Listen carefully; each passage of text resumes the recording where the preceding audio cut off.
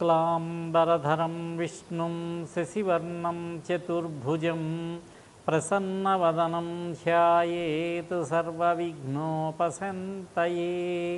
వాగీశాద్యాస్సు మనసః సర్వార్థానాముపక్రమే.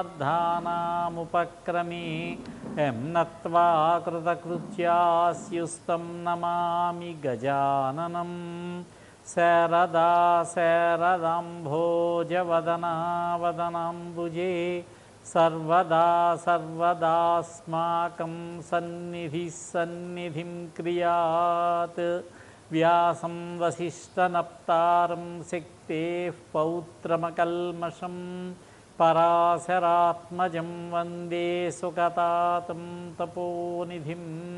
వ్యాసాయ విష్ణురూపాయ వ్యాసరూపాయ విష్ణవే నమో వై బ్రహ్మనిధయే వాసిష్ఠాయ నమో నమః. అచతుర్వదనో బ్రహ్మా ద్విబాహురపరో హరిః అఫాలలోచనః శంభుర్భగవాన్ బాదరాయణః. శాంతాకారం భుజగశయనం పద్మనాభం సురేశం విశ్వాకారం గగనసదృశం మేఘవర్ణం శుభాంగం లక్ష్మీకాంతం కమలనయనం యోగిహృద్యానగమ్యం వందే విష్ణుం భవభయహరం సర్వలోకైకనాథం. వసుదేవసుతం దేవం కంసచాణూరమర్దనం దేవకీ పరమానందం కృష్ణం వందే జగద్గురుం. నారాయణ నమస్కృత్య నరం చైవ నరోత్తమం దేవీం సరస్వతీం చైవ తతో జయముదీరయేత్.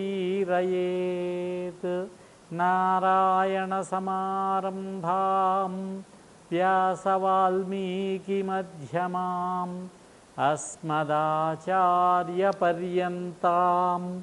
వందే గురు పరంపరాం. శ్రీ గురుభ్యో నమః. సభాయై నమః. అందరికీ నమస్కారం అండి. గత నెలలో ప్రారంభించాం సంపూర్ణ మహాభారత ప్రవచన యజ్ఞము. ఇది సుమారు 1 సంవత్సర కాలం నడిచేటటువంటి మహాభారత ప్రవచన కార్యక్రమం. ఇందులో భాగంగా గత నెలలో మహాభారతం యొక్క ప్రాముఖ్యము, ప్రశస్తి, మాహాత్మ్యము సూచిన పిదప విరాట పర్వం చూసాం. మహాభారతాన్ని విరాట పర్వంతో ప్రారంభించడం ఒక సాంప్రదాయం కాబట్టి ఇప్పుడు ఆది పర్వంలోకి వద్దాం. మహాభారతంలో ప్రారంభ పర్వమే ఆది పర్వం. వ్యాస మహర్షి విరచితమైన సంస్కృత మహాభారతం 1,00,000 శ్లోకములతో కూడినటువంటిది. 1,25,000 కూడా అన్నారు. హరివంశమని ఖిల గ్రంథం ఉన్నది, అదొక 25,000, 12,000 చిల్లరన్నారు. మొత్తం 1,25,000 గ్రంథము, 1,00,000 గ్రంథము. మహత్వాత్ భారవత్వాచ్చ మహాభారతముచ్యతే. మహత్తు వల్ల, భారంలో, పరిమాణంలో పెద్దది కావడం వల్ల మహాభారతం అని పేరు వచ్చింది ఈ గ్రంథానికి. ఈ గ్రంథాన్ని తెలుగులో కవిత్రయమని పేరు పొందినటువంటి నన్నయ, తిక్కన, ఎర్రన 3 కవులు తెలుగులోకి స్వేచ్ఛానువాదం చేశారు. ఇది యథానువాదం కాదు, స్వతంత్ర రచన. అవసరమైన చోట్ల కొన్ని ఘట్టాలను విడిచిపెట్టారు, కొన్ని ఉపాఖ్యానాలుంటే వాటిని తగ్గించారు, కొన్ని చోట్ల కథను పెంచుకున్నారు. ఆ విధంగా స్వతంత్ర రచనగా మహాభారతాన్ని రచించారు కవిత్రయం. హరివంశంలో ఒక మాట చెప్పారు, మహాభారతాన్ని కనుక 18 పర్యాయములు విన్నట్లయితే బ్రహ్మదేవుడు పక్కన సత్యలోకంలో కుర్చీ వేసి కూర్చోబెడతారట ఆయన్ని. అంతటి మహత్వమైనటువంటిది మహాభారతం.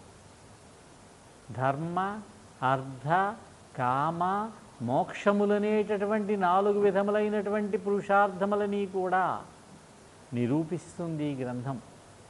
ధర్మేచ, అర్థేచ, కామేచ, మోక్షేచ భరతర్షభ యదిహాస్తి తదన్యత్ర ఎన్నేహాస్తి నతత్వచిత్ అంటారు వ్యాస మహర్షి. సాధారణంగా ధర్మము, అర్థము, కామము మన చేతిలోవే. ధర్మం ఆచరించాలా వద్దా, అర్ధకామాలు ఎంతవరకు ఆచరించాలి, వీటికి మనకు కొంచెం అవకాశం ఉన్నది. కానీ మోక్షం ఉన్నదే, అది మన చేతిలో లేనటువంటిది. ప్రయత్నం చేయడమే సిద్ధసాధ్యమన్నారు దాన్ని. ఎవరికొచ్చే మోక్షం వారిదే. నా భార్య పుణ్యం చేసుకుంటే, పూజలు చేసుకుంటే నాకు మోక్షం రాదు, ఎవరికి వారికి రావలసినదే. దాన్ని కూడా మహాభారతంలో చెప్పారు. మహాభారత గ్రంథము చదివితే మోక్షాన్ని కూడా అనుగ్రహిస్తుందన్నారు. ఇంతటి మహత్తరమైనటువంటి మహాభారత గ్రంథాన్ని మీ ముందుంచేటటువంటి ప్రయత్నం చేయడం కోసం సాహసం చేశాను. మహాభారతం చెప్పడం అంత తేలికైన విషయం కాదు. అక్కడక్కడ కొంచెం మెలికలు పడుతూ ఉంటాయి. జాగ్రత్తగా వాటిని సరిచేసుకుంటూ వెళ్ళగలగాలి. ఏదో చెప్పామంటే చెప్పాం కాదు. ఇంకా రెండవది, మన ప్రాంతంలో సంస్కృత భారతం వ్యాప్తిలోకి రాలేదు. వ్యాస మహర్షి రచించినటువంటి భారతము ఉత్తర భారతదేశంలోనే ప్రాముఖ్యం ఉన్నది. ముఖ్యంగా మన తెలుగు ప్రాంతములలో కవిత్రయం రచించినటువంటి తెలుగు భారతమే మనకి ప్రామాణికం. వారు కొన్ని మార్పులు చేశారు కాబట్టి వ్యాస మహర్షి యొక్క హృదయం మనకు అర్థం కావట్లేదు కొన్ని విషయాలలో. అది పట్టుకోగలగాలి. వ్యాస మహర్షి ఏం చెప్పారు ఈ సన్నివేశంలో? ఇది కాక హరికథలు, బుర్రకథలు, నాటకములు, సినిమాలు, వీటిలో వారికి అనుగుణంగా కథని మార్చుకుంటూ వెళ్ళిపోయారు. ముఖ్యంగా సినిమాలలో కథని ఎలా కావాలంటే అలా తిప్పుకుంటూ, దానివల్ల మనకి సందేహాలు పెరుగుతాయి. భారతాన్ని వింటూ ఉంటే, భారతాన్ని చదువుతూ ఉంటే. భారతం చెప్పేదంతా ధర్మమే. ధర్మ వ్యతిరేకమైనటువంటి విషయాన్ని దేన్ని కూడా భారతం చెప్పదు. అయితే మనం లోతుగా వెళ్ళి అర్థం చేసుకోగలగాలి. ఏదైనా అటువంటి సన్నివేశములు వచ్చినప్పుడు చూసుకుంటూ ముందుకు సాగే ప్రయత్నం చేద్దాం. 18 పర్వములు కలిగినటువంటి మహాభారతంలో మొట్టమొదటి పర్వం ఆది పర్వం. ఈ ఆది పర్వంలోనే మహాభారతంలో వచ్చేటటువంటి పాత్రలు ఇంచుమించుగా అన్ని పాత్రలు కూడా పరిచయం అవుతాయి. ఆది పర్వంలో కథ ప్రారంభమవుతుంది. ఈ పర్వంలోకి మనం ప్రవేశించేటప్పుడు మొట్టమొదట మహాభారతం ప్రారంభమైనది ఒక కుక్కపిల్ల కథతోటి. కుక్క కథ అన్నారు. అలాగే ముగింపు కూడా అంతే. స్వర్గారోహణ పర్వంలో కూడా ధర్మదేవత కుక్క రూపంలో వస్తాడు. అదేం చిత్రమో కానీ. చిన్న ఉపాఖ్యానం ఇది, చాలా చిన్న కథ. మహాభారతంలో దాదాపుగా 1000 వరకు ఉపాఖ్యానాలు ఉన్నాయి. ప్రధాన కథకి అనుబంధంగా దానిని పరిపుష్టి చేయడానికి పెట్టేటటువంటి కథలే ఉపాఖ్యానములు. ఈ ఆది పర్వంలోనే 40 ఉపాఖ్యానాల వరకు ఉన్నాయన్నారు. లెక్కపెట్టి చెప్పారు పండితులు.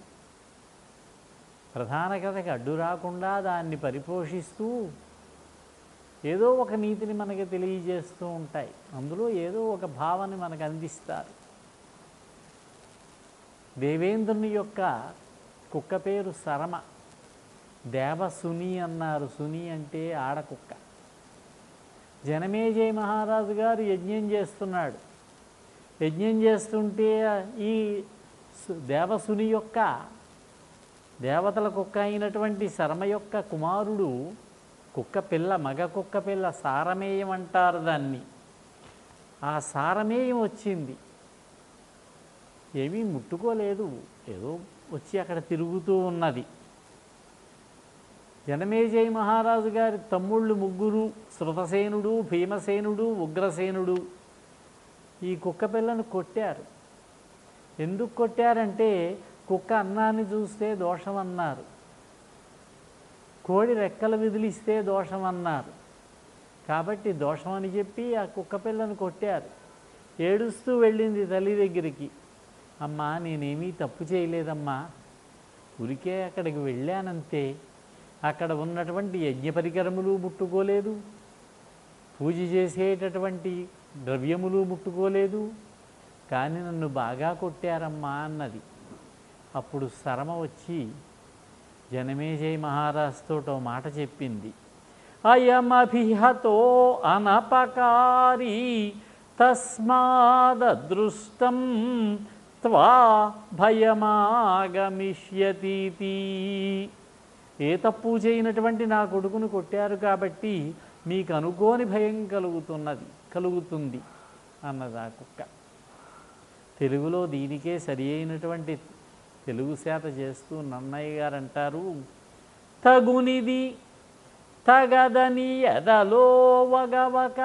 ఈ పని చేయవచ్చా చేయకూడదా అని ఆలోచన చేయకుండా సాధులకు పేదవారలకు ఎగ్గుల్ మొగిసేయు దుర్వినీతులకగు అనిమిత్తాగమంబులైన భయంబుల్.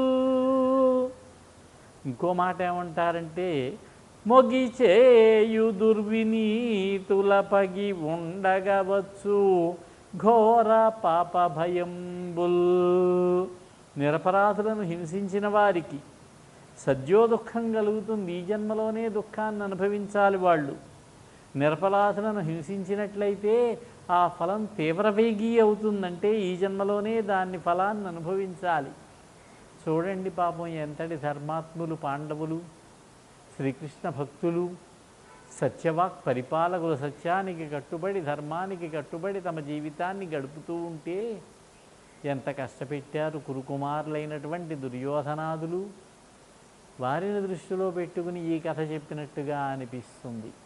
వారికి ఈ జన్మలోనే దుఃఖాలు కలుగుతాయి, కష్టాలు కలుగుతాయి. ఇక ఆదిపర్వం ప్రారంభంలోనే ఇంకో కథ చెప్పారు. గురుభక్తి, గురు శుశ్రూష, గురువుగారికి సేవ చేసుకోవడం, దాని ఫలితాలు, ఈ వృత్తాంతం కూడా చెప్పారు. తెలుగులో నన్నయ్య గారు ఈ కథను తీసుకురాలేదు, మూలంలో ఉన్నది.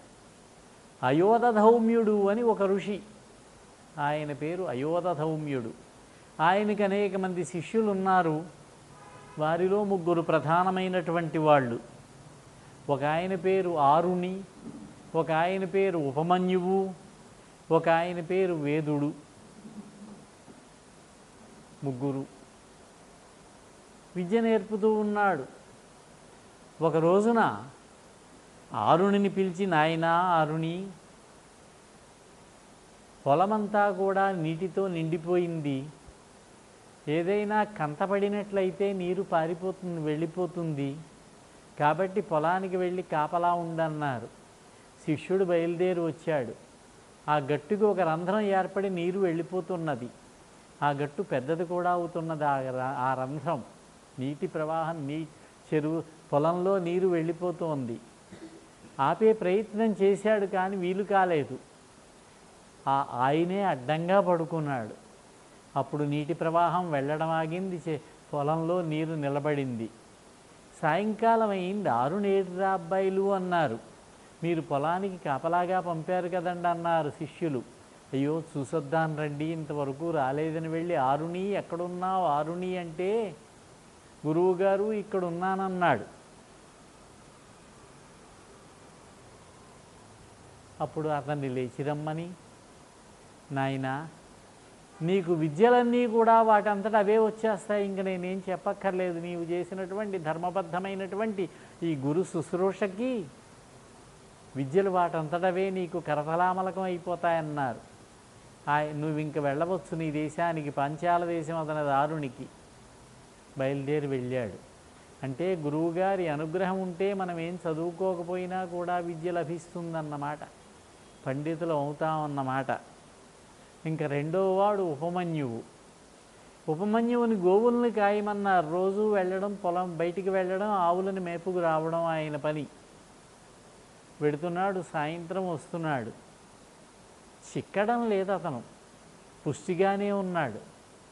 అడిగారు గురువుగారు, ఏమయ్యా ఉదయం వెడుతున్నావు, సాయంత్రం వస్తున్నావు, నువ్వు భోజనం ఏం చేయడం లేదు, ఏమిటి నువ్వు పుష్టిగా ఉన్నావన్నారు. నేను మధ్యాహ్న సమయంలో వెళ్ళి భిక్షాటన చేస్తున్నానండి, భిక్ష చేసుకుని తింటున్నానన్నాడు. నువ్వు చాలా తప్పు చేస్తున్నావు, నువ్వు చేసినటువంటి భిక్షను తీసుకొచ్చి గురువుగారినైనటువంటి నాకు సమర్పించాలి. నువ్వు సమర్పించకుండా నువ్వు తినడం దోషం, తప్పు, నాకు సమర్పించన్నారు. అలాగే అని రోజు భిక్షకు వెళ్ళి తెచ్చి ఆ భిక్షని గురువుగారికి సమర్పిస్తున్నాడు, వెడుతున్నాడు.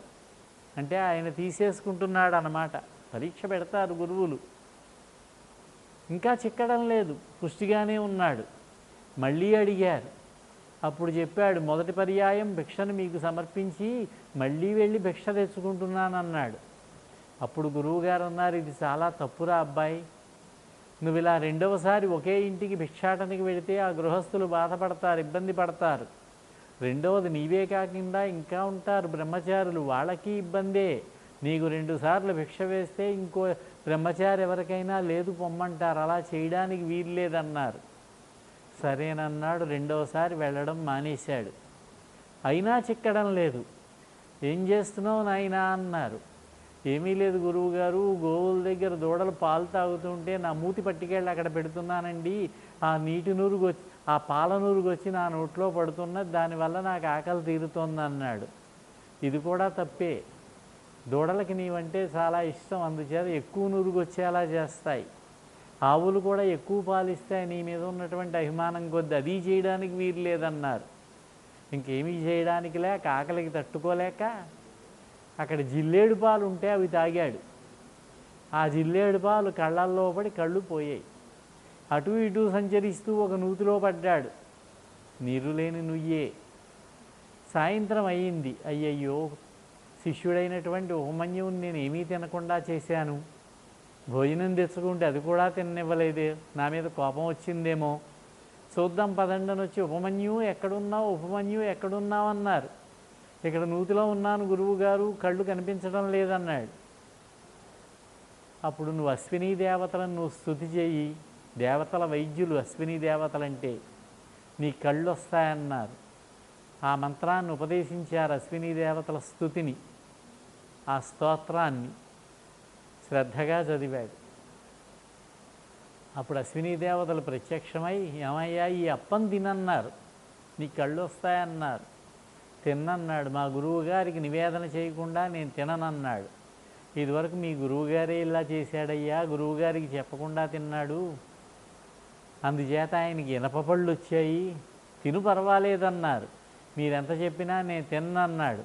అప్పుడు అతని యొక్క ధర్మనిరతికి మెచ్చుకుని, నీకు బంగారు పళ్ళు వస్తాయ్యా, నీ కళ్ళు కూడా వస్తాయన్నారు అశ్వినులు. లేచి బయటకు వచ్చాడు. గురువుగారు అన్నారు, నాయనా నువ్వు ఇంక నీ స్వస్థలానికి వెళ్ళవచ్చు, నీ విద్యాభ్యాసం పూర్తయింది, నా యందు ఉన్నటువంటి భక్తి వల్ల నీకు శాస్త్రములు అవే వస్తాయన్నారు. ఇక మూడవ శిష్యుడు ఉన్నాడు, వేదుడు అతని పేరు.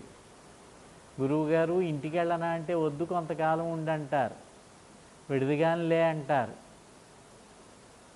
చాలా బరువులు మోయించేవారు అతని చేత, చాకరీ చేసేవాడు. కొంతకాలం అయ్యాక ఇంటికి వెళ్ళాడు. ఇక్కడ చాలా కష్టపడ్డాడు కాబట్టి ఆ వేదుడు తన శిష్యుల్ని ఇబ్బంది పెట్టేవాడు కాదు పాపం. ఆయన శిష్యుడు ఉదంకుడు.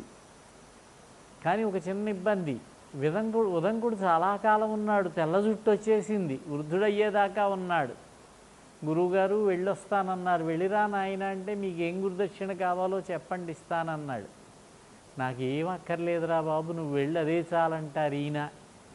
లేదు లేదు, గురుదక్షిణ ఇవ్వకుండా నేను వెళ్ళకూడదు, అలా వెళ్ళినట్టయితే ఇద్దరిలో ఒకరు పోతారు, గురువు కానీ శిష్యుడు కానీ. అలా అయితే కొంతకాలం ఉండన్నారు. మళ్ళీ కొంతకాలం అయ్యాక మళ్ళీ అడిగేవాడు. ఇక చివరికి ఏమన్నారంటే, మీ అమ్మగారిని అడుగు, ఆవిడ చెబుతుంది, నాకేం అక్కర్లేదు, ఆవిడికి ఏమైనా కావాలంటే కోరుతుందన్నారు. వెళ్ళి గురుపత్నిని అడిగాడు. పౌష్య మహారాజు భార్య ఉన్నది, మదయంతి అన్నారు ఆవిడ పేరు శాంతి పర్వంలో. ఇక్కడ ఆది పర్వంలో పేరు చెప్పలేదు. పౌష్యుని భార్య, పౌష్యుని రాణి. అలాగే ఈవిడి పేరు గురుపత్ని అన్నారు. ఇంకొక సందర్భంలో అహల్య అన్నారు, గౌతముడు అహల్య అన్నారు. ఆవిడ దగ్గర కర్ణాభరణములు ఉన్నాయి, కుండలములు చెవులకు పెట్టుకునేవి. అవి తెచ్చి ఇచ్చినట్లయితే నీవు సంతోషిస్తాను. ఈ రోజుకు 4వ రోజున ఒక వ్రతం ఉన్నది, ఆ వ్రతంలో నేను తలంటుకుని స్నానం చేసి మంచి బట్టలు కట్టుకుని ఆ కుండలములు ధరిస్తానన్నది. వెళ్ళాడు. పౌష్యుని రాణి కుండలములిచ్చి, జాగ్రత్త నాయనా, ఈ కుండలముల కోసం తక్షకుడు కాచుకుని కూర్చున్నాడు. ఎందుకంటే ఈ కుండలముల వల్ల ఉపయోగం ఏమిటంటే ఆకలి దప్పులు ఉండవు, వృద్ధాప్యం రాదు, ఏ విధమైనటువంటి దుఃఖములు ఉండవు, జాగ్రత్తగా తీసుకెళ్ళన్నది. తీసుకొస్తుంటే సాయంత్రం సమయం అయింది, అర్ఘ్యప్రదానం చెయ్యాలి. కుండలములు గట్టు మీద పెట్టి నీటిలో దిగి ఆచమనం చేస్తూ ఉంటే తక్షకుడు మాయాబ్రహ్మచారి రూపంలో వచ్చి పట్టుకుపోయి నాగలోకానికి వెళ్ళిపోయాడు. అతను కూడా వెళ్ళి చాలా కష్టపడి ఆ కుండలాలు తీసుకొచ్చి గురుపత్నికి ఇచ్చాడు. ఈ ఉపాఖ్యానం చెప్పారు ఇక్కడ. ఇందులో మనం చూడవలసినటువంటిది ఏమిటంటే గురుభక్తి ప్రధానం. గురువుగారంటే విపరీతమైనటువంటి భక్తి. మహాభారతంలో మనకిద్దరు కనిపిస్తారు. ఒక ఆయన కర్ణుడు, ఒక ఆయన అర్జునుడు. ఇద్దరూ కుంతీదేవి కుమారులే. ఒక ఏమంటారు, 18 అక్షౌహిణీ బలములందు వీరులిద్దరూ. అటువైపున ఎంతమంది ఉన్నా, ఇటువైపున ఎంతమంది ఉన్నా, ఎంతమంది యుద్ధం చేసుకున్నా మహావీరులు ఇద్దరేనమ్మా. నీదు తనయులైరి, వాళ్ళిద్దరూ నీ కుమారులే. ఒక ఆయన కర్ణుడు, ఒక ఆయన అర్జునుడు. అర్జునుడు విపరీతమైనటువంటి గురుభక్తి. ద్రోణాచార్యుల వారంటే గురుభక్తి. ఆయనకి అర్జునుడంటే వాత్సల్యం. తన కుమారుడి కంటే ఎక్కువగా చూసేవాడు అర్జునుడిని. కుమారుడికి చెప్పని విద్యలు కూడా, అస్త్రశస్త్రాలు కూడా చెప్పాడు. ఒక సందర్భంలో బ్రహ్మ శిరోనామకాస్త్రమని ఒక శక్తివంతమైనటువంటి దివ్యాస్త్రం, అర్జునుడికి ఆ అస్త్రాన్ని ప్రయోగించడము, ఉపసంహరించడము కూడా చెప్పారు. ప్రయోగ ఉపసంహారములు. తన కొడుకైనటువంటి అశ్వత్థామకు మాత్రం ప్రయోగమే చెప్పారు. ప్రయోగించగలడు కానీ ఉపసంహరించడం తెలియదు ఆయనకి. ఓ మాట అన్నారు, నాయనా, నీ ప్రాణాలు పోయే సందర్భం వచ్చినా సరే ఈ అస్త్రాన్ని మాత్రం ప్రయోగించక, ఇతర అస్త్రాల మీదే ఆధారపడి అన్నారు ఆయన. ఎందుకు చెప్పలేదంటే అతడు ఆవేశపరుడు. కోపం వచ్చిందంటే యుద్ధరంగంలో ఉన్మత్తుడైపోతాడు, ఉద్రేకపడిపోతాడు. అందుచేత ఆయనకి ఇంకా చెప్పలేదు. అలాగే కొన్ని అస్త్రాలు అర్జునుడికి ఎక్కువ చెప్పే ఉంటారు ఆయన. నిజంగానే ప్రయోగించాడు ఆయన సౌప్తిక పర్వంలో. పాండవేయ రాగ గర్భములకు, పాండవుల యొక్క భార్యలు, కోడళ్ళు ఇంకెవరున్నా సరే వాళ్ళు గర్భస్థులై ఉంటే గర్భ విచ్ఛిన్నానికి పెట్టేశాడు. ఉత్తరాదేవి యొక్క గర్భం విచ్ఛిన్నమైతే ఆవిడ వేదన పడుతూ ఉంటే కృష్ణ పరమాత్మ రక్షించారు. అలా జన్మించిన వాడే పరీక్షిన్ మహారాజు. శ్రీ మహావిష్ణువు చేత రక్షించబడ్డాడు కనుక విష్ణురాతుడు అన్నారు ఆయన్ని. ఆయన గర్భంలో ఉండగా దివ్యమైనటువంటి తేజస్సును చూశాడట. శ్రీకృష్ణ భాగవతం ప్రకారం శ్రీకృష్ణ పరమాత్మ అంగుష్టమాత్రుడై బొటనవేలంత ప్రమాణంలో గదాధారుడై ఉత్తర గర్భంలో ప్రవేశించి ఆ ఆశ్రమ యొక్క ప్రభావాన్ని తగ్గించి అతన్ని రక్షించి కాపాడాడు.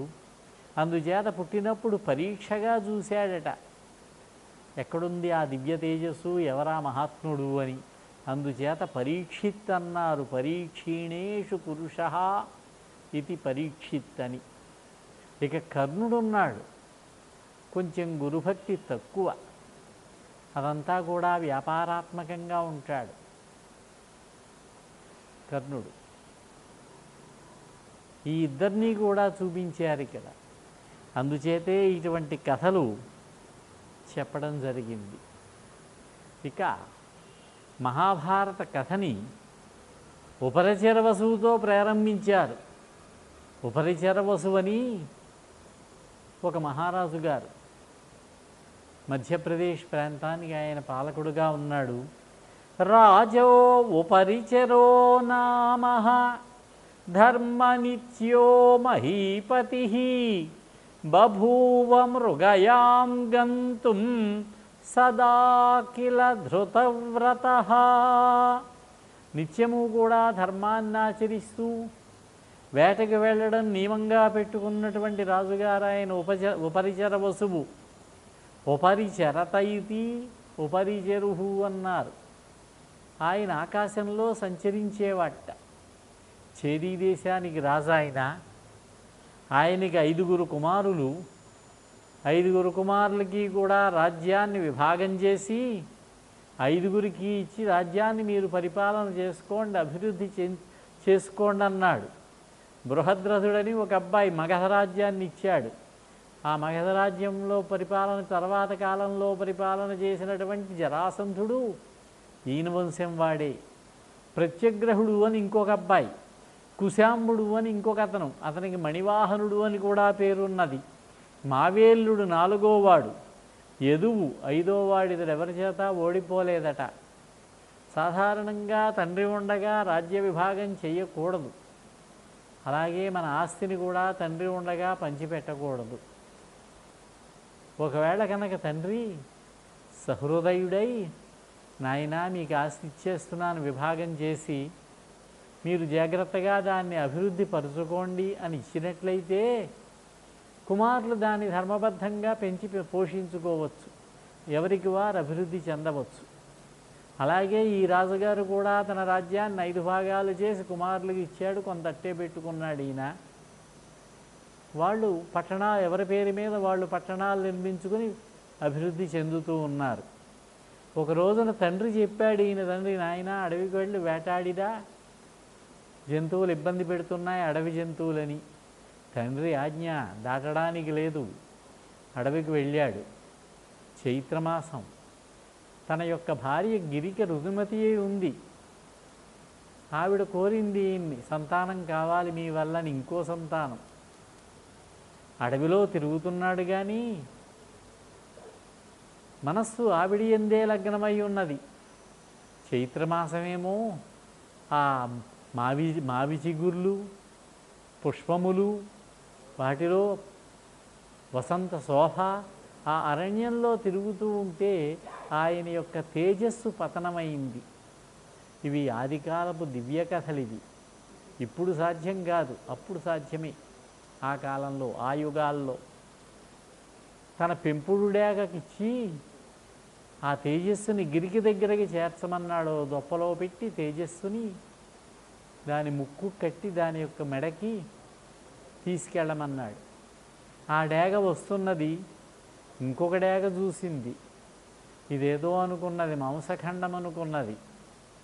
ఈ 2 డేగలకి తొండ యుద్ధం అని జరిగింది, ముక్కులతో జరిగే యుద్ధం. అలా జరుగుతూ ఉండగా దొప్ప చిరిగి ఆ తేజస్సు కొన్ని బిందువులు కింద పడ్డాయి.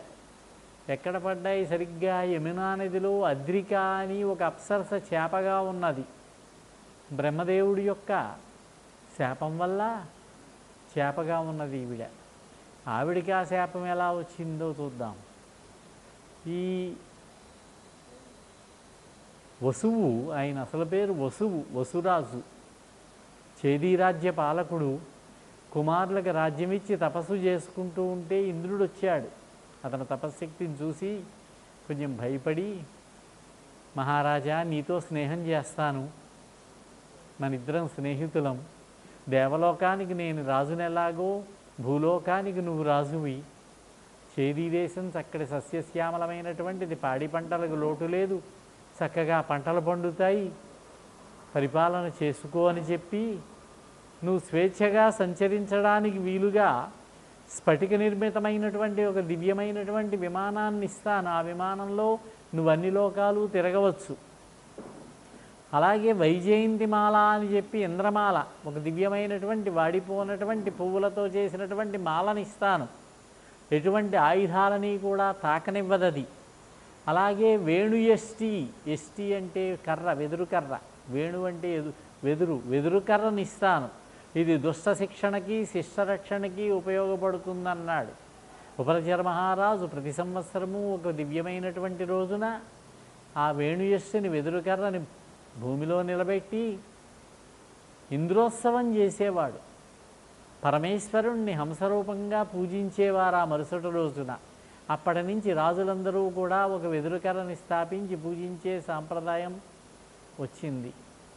ఈయన దివ్య విమానంలో తిరుగుతూ ఉండేవాడు. అందుచేతనే ఉపరిచెరువు అన్నారు. ఉపరితల మార్గంలో, ఆకాశ మార్గంలో సంచరిస్తున్నాడు కాబట్టి. ఒక పర్యాయం ఆయన ఇలాగే వెడితే అద్రిక అని ఒక దేవకన్య చూసింది, దేవవేశ్య. ఈయన యందు మనస్సు పడింది. ఇది గమనించాడు బ్రహ్మదేవుడు. ఈయన వెళ్ళిపోయాడు. ఈయన పట్టించుకోలేదు ఉపరిచర మహారాజు. నీవు అతను చూసి అతని యందు మనస్సు లగ్నమైంది కాబట్టి నీవు శాపవై భూమి యందు పడి ఉండు ఒక నదిలో, అదే యమునా నది. ఏదో ఒక రోజున అతని యొక్క తేజస్సును మింగుతావు నువ్వు. అప్పుడు నీకు 2 పిల్లలు పుడతారు, ఒక అబ్బాయి ఒక అమ్మాయి. అప్పుడు నీకు శాప విమోచనం అన్నాడు. ఆవిడొచ్చి యమునా నదిలో ఉన్నది శాపగా. ఈ తేజస్సు 2 బిందువులు మింగింది, గర్భము ధరించింది. నిండు గర్భంతో ఉండగా చేపలు పట్టేటటువంటి జాలర్లకు చిక్కింది. ఇదేదో దివ్యమైనటువంటి చేపలా ఉన్నది, పెద్ద శరీరము, చిత్రంగా ఉన్నదని జాగ్రత్తగా వారు ఒక కత్తి తీసుకుని ఛేదిస్తే ఒక అబ్బాయి ఒక అమ్మాయి బయటకు వచ్చారు. వాళ్ళ నాయకుడైనటువంటి దాశరాజుకు చూపించారు. నదిలో దొరికినది, భూమిలో దొరికినది మహారాజుకు చెందుతాయి కానీ మనకు చెందవివి, మహారాజు గారికి సమర్పించాలి అని మహారాజు గారి దగ్గరకు వచ్చారు. ఆ పిల్లల్ని తీసుకుని, మహారాజా మీరు స్వీకరించండి, ఇది మీ సంపద, ఇది నదిలో దొరికింది కాబట్టి అన్నారు. ఎంత మంచివాడవయ్యా! ఎవరికైనా రత్నములు దొరికితే ఇంట్లో దాచుకుంటారు కానీ పట్టుకొచ్చి ఇచ్చేవాళ్ళు ఉంటారా? ధర్మాత్ముడివి నువ్వు. ఈ అమ్మాయిని నువ్వు పెంచుకో, కుమార్తెగా భావన చెయ్యి. ఈ అబ్బాయిని నాకు అవసరం ఉంది, ఈ అబ్బాయిని నేను పెంచుకుంటానని ఆ కుర్రవాడిని తీసుకుని పెద్దవాడైన తర్వాత అతనికి ఇంకొక రాజ్య భాగం ఇచ్చారు. అదే మత్స్యదేశము. చేపలో పుట్టాడు కాబట్టి మత్స్యరాజు అన్నారు. ఆ మత్స్యరాజు వంశంలో వాడే విరాట మహారాజు. ఆ విరాట మహారాజు ధర్మాత్ముడని, రాజస్థాన్ ప్రాంతం మత్స్యదేశం అంటే. ధర్మరాజు విరాట పర్వంలో అజ్ఞాతవాసం ఇక్కడ చేసుకోవాలని ఎంచుకున్నాడు. విరాట నగరంలో అజ్ఞాతవాసం గడపాలని. ఇక ఈ అమ్మాయి, దాశరాజు దగ్గర పెరుగుతున్నటువంటి అమ్మాయి, మహారాజు గారు అమ్మాయే, క్షత్రియ కన్య. ఉపరచర్వసుకు తెలుసు ఆ విషయం. తన యొక్క తేజస్సు వల్ల ఆవిర్భవించినటువంటి అమ్మాయే. చేపల కంపు కొడుతూ ఉండేది, ఆ మత్స్యకారుల ప్రాంతంలో ఉండేది. అందుచేత మత్స్యగంధి అని పేరు వచ్చింది. మత్స్యగంధి ఆ అమ్మాయి పేరు. సత్యవతి అని పిలుచుకునేవాడు తండ్రి దాశరాజు. యవ్వన వయస్సులోకి వచ్చింది. ఉన్నంతలో అందగత్తే. వాళ్ళ నాన్నగారు ఆ యమునా నదిలో ఇటు నుంచి అటు, అటు నుంచి ఇటు వెళ్ళేటటువంటి యాత్రికుల్ని నది దాటిస్తూ ఉండేవాడు తన నావలో. మధ్యాహ్న సమయంలో ఆయన విశ్రాంతి తీసుకుంటూ ఉంటే ఈ అమ్మాయి దాటిస్తూ ఉండేది. అలా వింటూ ఉండగా ఒక పర్యాయం పరాశర మహర్షి వచ్చాడు. వేదవ్యాసుడు తండ్రి ఆయన. పరాశరుడు వశిష్ఠుల వారి యొక్క మనువడు. శక్తి అని, శక్తి యొక్క కుమారుడు ఆయన. వశిష్ఠ మహర్షి చాలా గొప్పవాడు, మనకి తెలుసున్నవాడే. ఆయన కుమారుడు శక్తిని ఒక రాక్షసుడు చంపేశాడు. మిత్రసహుడని రాజే, సూర్యవంశపు రాజే, రాముడికి ముందువాడే. అయితే శాపం కారణంగా రాక్షసుడయ్యాడు. ఒక రోజున ఆయన అడవుల్లో తిరుగుతూ ఉండేవాడు. ఒక్కొక్కప్పుడు మామూలుగానే ఉండేవాడు, వశిష్ఠుడిచ్చిన శాపమే అది కూడా. అడవుల్లో తిరుగుతూ ఉండేవాడు, ఉన్నట్టుండి రాక్షసుడు ఆవేశించేవాడు. ఈ శక్తి వస్తూ ఉంటే వశిష్ఠ మహర్షి కుమారుడు మహాపండితు, వేదాంగవేత్త, ఆయన సకల వేదములు నేర్చుకున్నటువంటి వాడు. శక్తి అంటే సామాన్యుడు కాదు. దారిలో వస్తున్నాడు సన్నటి కాలిబాట, అట్నుంచి రాజుగారు వస్తున్నాడు మిత్రసహుడు. అప్పుడు రాక్షసుడు ఆవేశం పూని ఉన్నాడు. నాకు దారి అన్నాడు. నేను ఋషిని, బ్రాహ్మణుణ్ణి, నువ్వే నాకు దారి ఇవ్వాలన్నాడు ఈయన. శక్తి ఈయన చెప్పింది ధర్మమే. ఋషి వచ్చినప్పుడు క్షత్రియుడు తప్పుకోవాలి. మాట పెరిగింది. కొరడాతో కొట్టాడు. నన్ను కొరడాతో కొడతావా, నువ్వు బ్రహ్మరాక్షసుడివై నరమాంసం తింటావని శపించాడు శక్తి. నన్ను శపిస్తావా అని మళ్ళీ అవకాశం చూసుకుని నీతోనే మొదలు పెడతానని చెప్పి శక్తిని చంపేశాడు, తినేశాడు. పాపమైన వశిష్ఠ మహర్షి దుఃఖాక్రాంతుడై ఇంట్లో ఉండలేక పిచ్చివాళ్లాగా తిరగడం మొదలుపెట్టాడు. ఒకసారి సముద్రంలో దూకాడు చనిపోదామని.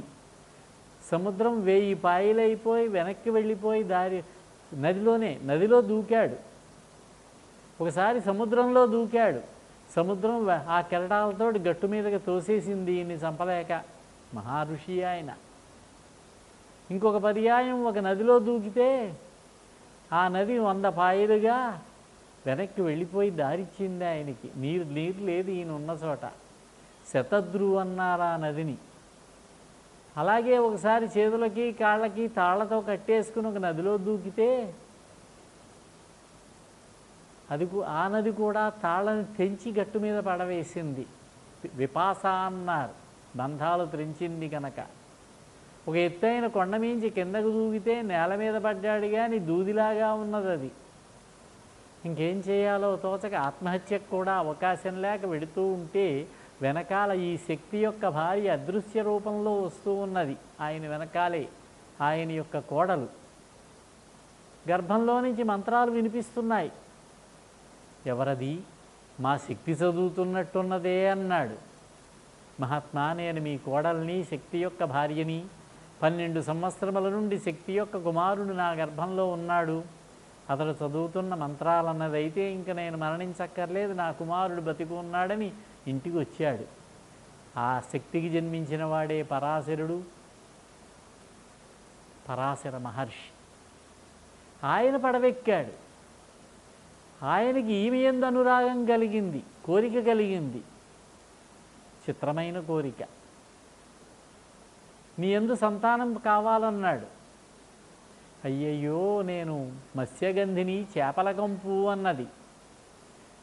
చేపలకంపు పోతుంది, యోజనగంధి అవుతావు. ఇక్కడ నుంచి నువ్వు ఉన్న చోట నుంచి 1 యోజన దూరం మంచి సుగంధం వస్తుందని వరం ఇచ్చాడు. ఆ వాసన పోయి సుగంధం వచ్చింది. నేను తండ్రి చాటు బిడ్డని, కన్యని అన్నది. నీ కన్యాత్వానికి ఏమీ భంగం రాదన్నాడు. నువ్వు కన్యవుగానే ఉంటావన్నాడు. చూడండి, చుట్టూ మనుషులు కనిపిస్తున్నారు, ఆ ద్వీపంలో కనిపిస్తున్నారు అన్నది. ఇది పగల కాదు, రాత్రిలా చేసేస్తానని పొగమంచు కప్పేశాడు. అంతా చీకటైపోయింది. ఆమెను అనుగ్రహించాడు. ఆమె యందు కుమారుణ్ణి కన్నాడు. సద్యోగర్భం. అప్పటికప్పుడు ఆ నావా ద్వీపానికి చేరేటంతలోనే ద్వీపంలో కుమారుడు కలిగాడు. పుట్టగానే 5 ఏళ్ల ప్రయాణికి వచ్చాడు. వీడికి ఒడుగు చేయాలి, నేను తీసుకువెడతాను, ఇతనితో నాకు పని ఉంది, వేదాంగాలన్నీ నేర్పాలన్నాడు ఇతనికి.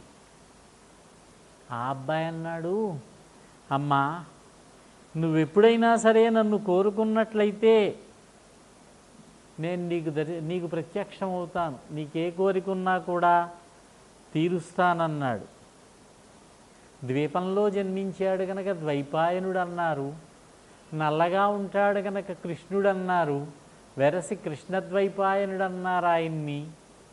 ఆయనే పెద్దయిన తర్వాత వేదములను వ్యాసం చేశాడు కాబట్టి, విభాగం చేశాడు కాబట్టి వ్యాసుడన్నారు, వేదవ్యాసుడన్నారు. శ్రీమన్నారాయణుని యొక్క అవతారం ఆయన. భాగవతంలో చెప్పారు శ్రీమన్నారాయణుని యొక్క ఏకవింశతి అవతారములని 21 అవతారములు ఆయనకి. మనం సాధారణంగా దశావతారములు చెప్పుకుంటాం, అవి కాక ఇంకొక 11. ఆ 21 అవతారములలోనూ 17వ అవతారం వ్యాసావతారం అన్నారు. వ్యాసో నారాయణో హరి. ఎన్ని మాటలు! వ్యాసాయ విష్ణురూపాయ వ్యాసరూపాయ విష్ణవే. వ్యాసుడు నారాయణ సంభూతుడాయన. ఇది సంకల్పం. ఇది పరాశర మహర్షి యొక్క సంకల్పం. సంకల్ప మాత్రం చేత సంతానాన్ని కనగలరు వాళ్ళు. దేవతలకి ఆ శక్తి ఉన్నది, ఋషులకు దేవతలకు ఆ శక్తి ఉన్నది. 5 రూపములుగా సంతానాన్ని కనగలరట. 5 రూపములుగా. సంకల్పేన తథా స్పర్శాత్. మహారుషుల దగ్గరికి వెళ్ళి నాకు సంతానం లేదండి అంటే భుజం మీద చేయి వేసి నీకు తప్పకుండా కుమారుడు కలుగుతారంటారు. కొడుకు పుడతాడు. మహర్షులకి, దివ్యులైనటువంటి వారికి ఆ శక్తి ఉంటుంది. దృష్ట్యా, కళ్ళతోటోసారి ఇలా చూస్తారు చాలు, అనుగ్రహం కలిగితే చాలు. తథా స్పర్శాత్ సంఘర్షణ ఇది పంచధ. వాచా, మాటతోటి నీకు సంతానం కలుగుతాడమ్మా, మంచి కుర్రవాడు పుడతాడు అంటారంతే. సంఘర్షణ మన మానవుల్లో ఉన్నటువంటి లక్షణం. ఈ విధముగా దేవతలకు 5 రకములుగా సంతానాన్ని పొందేటటువంటి, అనుగ్రహించేటటువంటి స్వేచ్ఛ ఉన్నది. వ్యాసమహర్షి చెప్పాడు ఈ మాట కుంతీదేవితో ఆశ్రమవాస పర్వంలో. ధృతరాష్ట్రుడు, గాంధారి, కుంతి అడవిలో ఉండగా అడవికి వెళ్ళారు వానప్రస్థాశ్రమానికి. అప్పుడు వ్యాసమహర్షి వస్తే ఆయన దగ్గర చెప్పి దుఃఖపడింది. కర్ణుడు అప్పటికి మరణించాడు. ఆయన చెప్పాడమ్మా, నీ కర్ణుడు పుట్టాడు. కర్ణుడు సూర్యుడే. ఉదయాన్నే లేవగానే తూర్పుకు తిరిగి చూడు, నీ కుమారుడు అక్కడ సూర్యుడిలోనే ఉన్నాడు. దేవతల శక్తివంతులు వాళ్ళు, ఏదైనా చేయగలరు. దేవతల యొక్క సంపర్కం వల్ల మానవుల యొక్క ధర్మానికి ఏమీ తప్పు లేదన్నాడు ఆయన వ్యాస మహర్షి. ఈ విధంగా వ్యాస భగవానుడు జన్మించాడు, ఆవిర్భవించాడు. ఆమె యందు కావాలని విష్ణు తేజస్సు, ఆమె అమ్మాయిని చూడగానే విష్ణు తేజస్సు పరాశర మహర్షి యందు ప్రవేశించి ఆయనకి సంకల్పం కలిగి ఆమె యందు సంతానాన్ని అనుగ్రహించాలని కుమారుణ్ణి ప్రసాదించాడు. లోకోత్తరుడైనటువంటి వ్యాస మహర్షిని అనుగ్రహించాడు ఆయన. లేకపోతే దర్భగడ్డిలో సంతానాన్ని కలిగించగల సమర్థులు ఆ యుగంలో ఉన్నటువంటి ఋషులు. భరద్వాజుడని ఒక మహర్షి, ఈయన గంగానదికి స్నానానికి వెళ్ళాడు. అక్కడ ఘృతాచి అని ఒక అప్సరసను చూచాడు. మనస్సు కొంచెం వికలమైంది, తేజస్సు పతనమైంది. దానిలో కలశంలో, యజ్ఞ కలశంలో నిక్షిప్తం చేశాడు. అందులోనే పుట్టాడు ద్రోణుడు. ద్రోణంలోంచి పుట్టాడు కాబట్టి ద్రోణుడు అన్నారు. ద్రోణం అంటే కలశం, కుండ, కుండ, పాత్ర, పాత్ర, పాత్రలో పుట్టాడు కాబట్టి, ద్రోణంలో పుట్టాడు కాబట్టి ద్రోణుడు అన్నారు. బృహస్పతి దేవతల గురువు ద్రోణుడుగా ఆవిర్భవించాడు. ఎందుచేతనంటే రాబోయే కాలంలో భయంకరమైనటువంటి కురుపాండవ సంగ్రామం జరగాలి. సమస్త వీరుల యొక్క క్షయం జరగాలి, రాక్షస సంహారం జరగాలి. అలా జరగాలంటే వాళ్ళకి శస్త్రాస్త్ర సంపద కావాలి. కాబట్టి ద్రోణుడుగా ఆయన వచ్చాడు. ఇటు కౌరవులకి ఆయనే గురువు, పాండవులకి ఆయనే గురువు. అదేవిధంగా ఇంకొక మహర్షి ఉన్నాడు. ఆయన శరద్వంతుడు. ఆయన పేరు శరద్వంతుడు. ఒక ఆశ్రమం కట్టుకుని ఉన్నాడు శంతన మహారాజు గారు రాజ్యంలోనే ఓ భాగంలో, అతని అరణ్యంలో.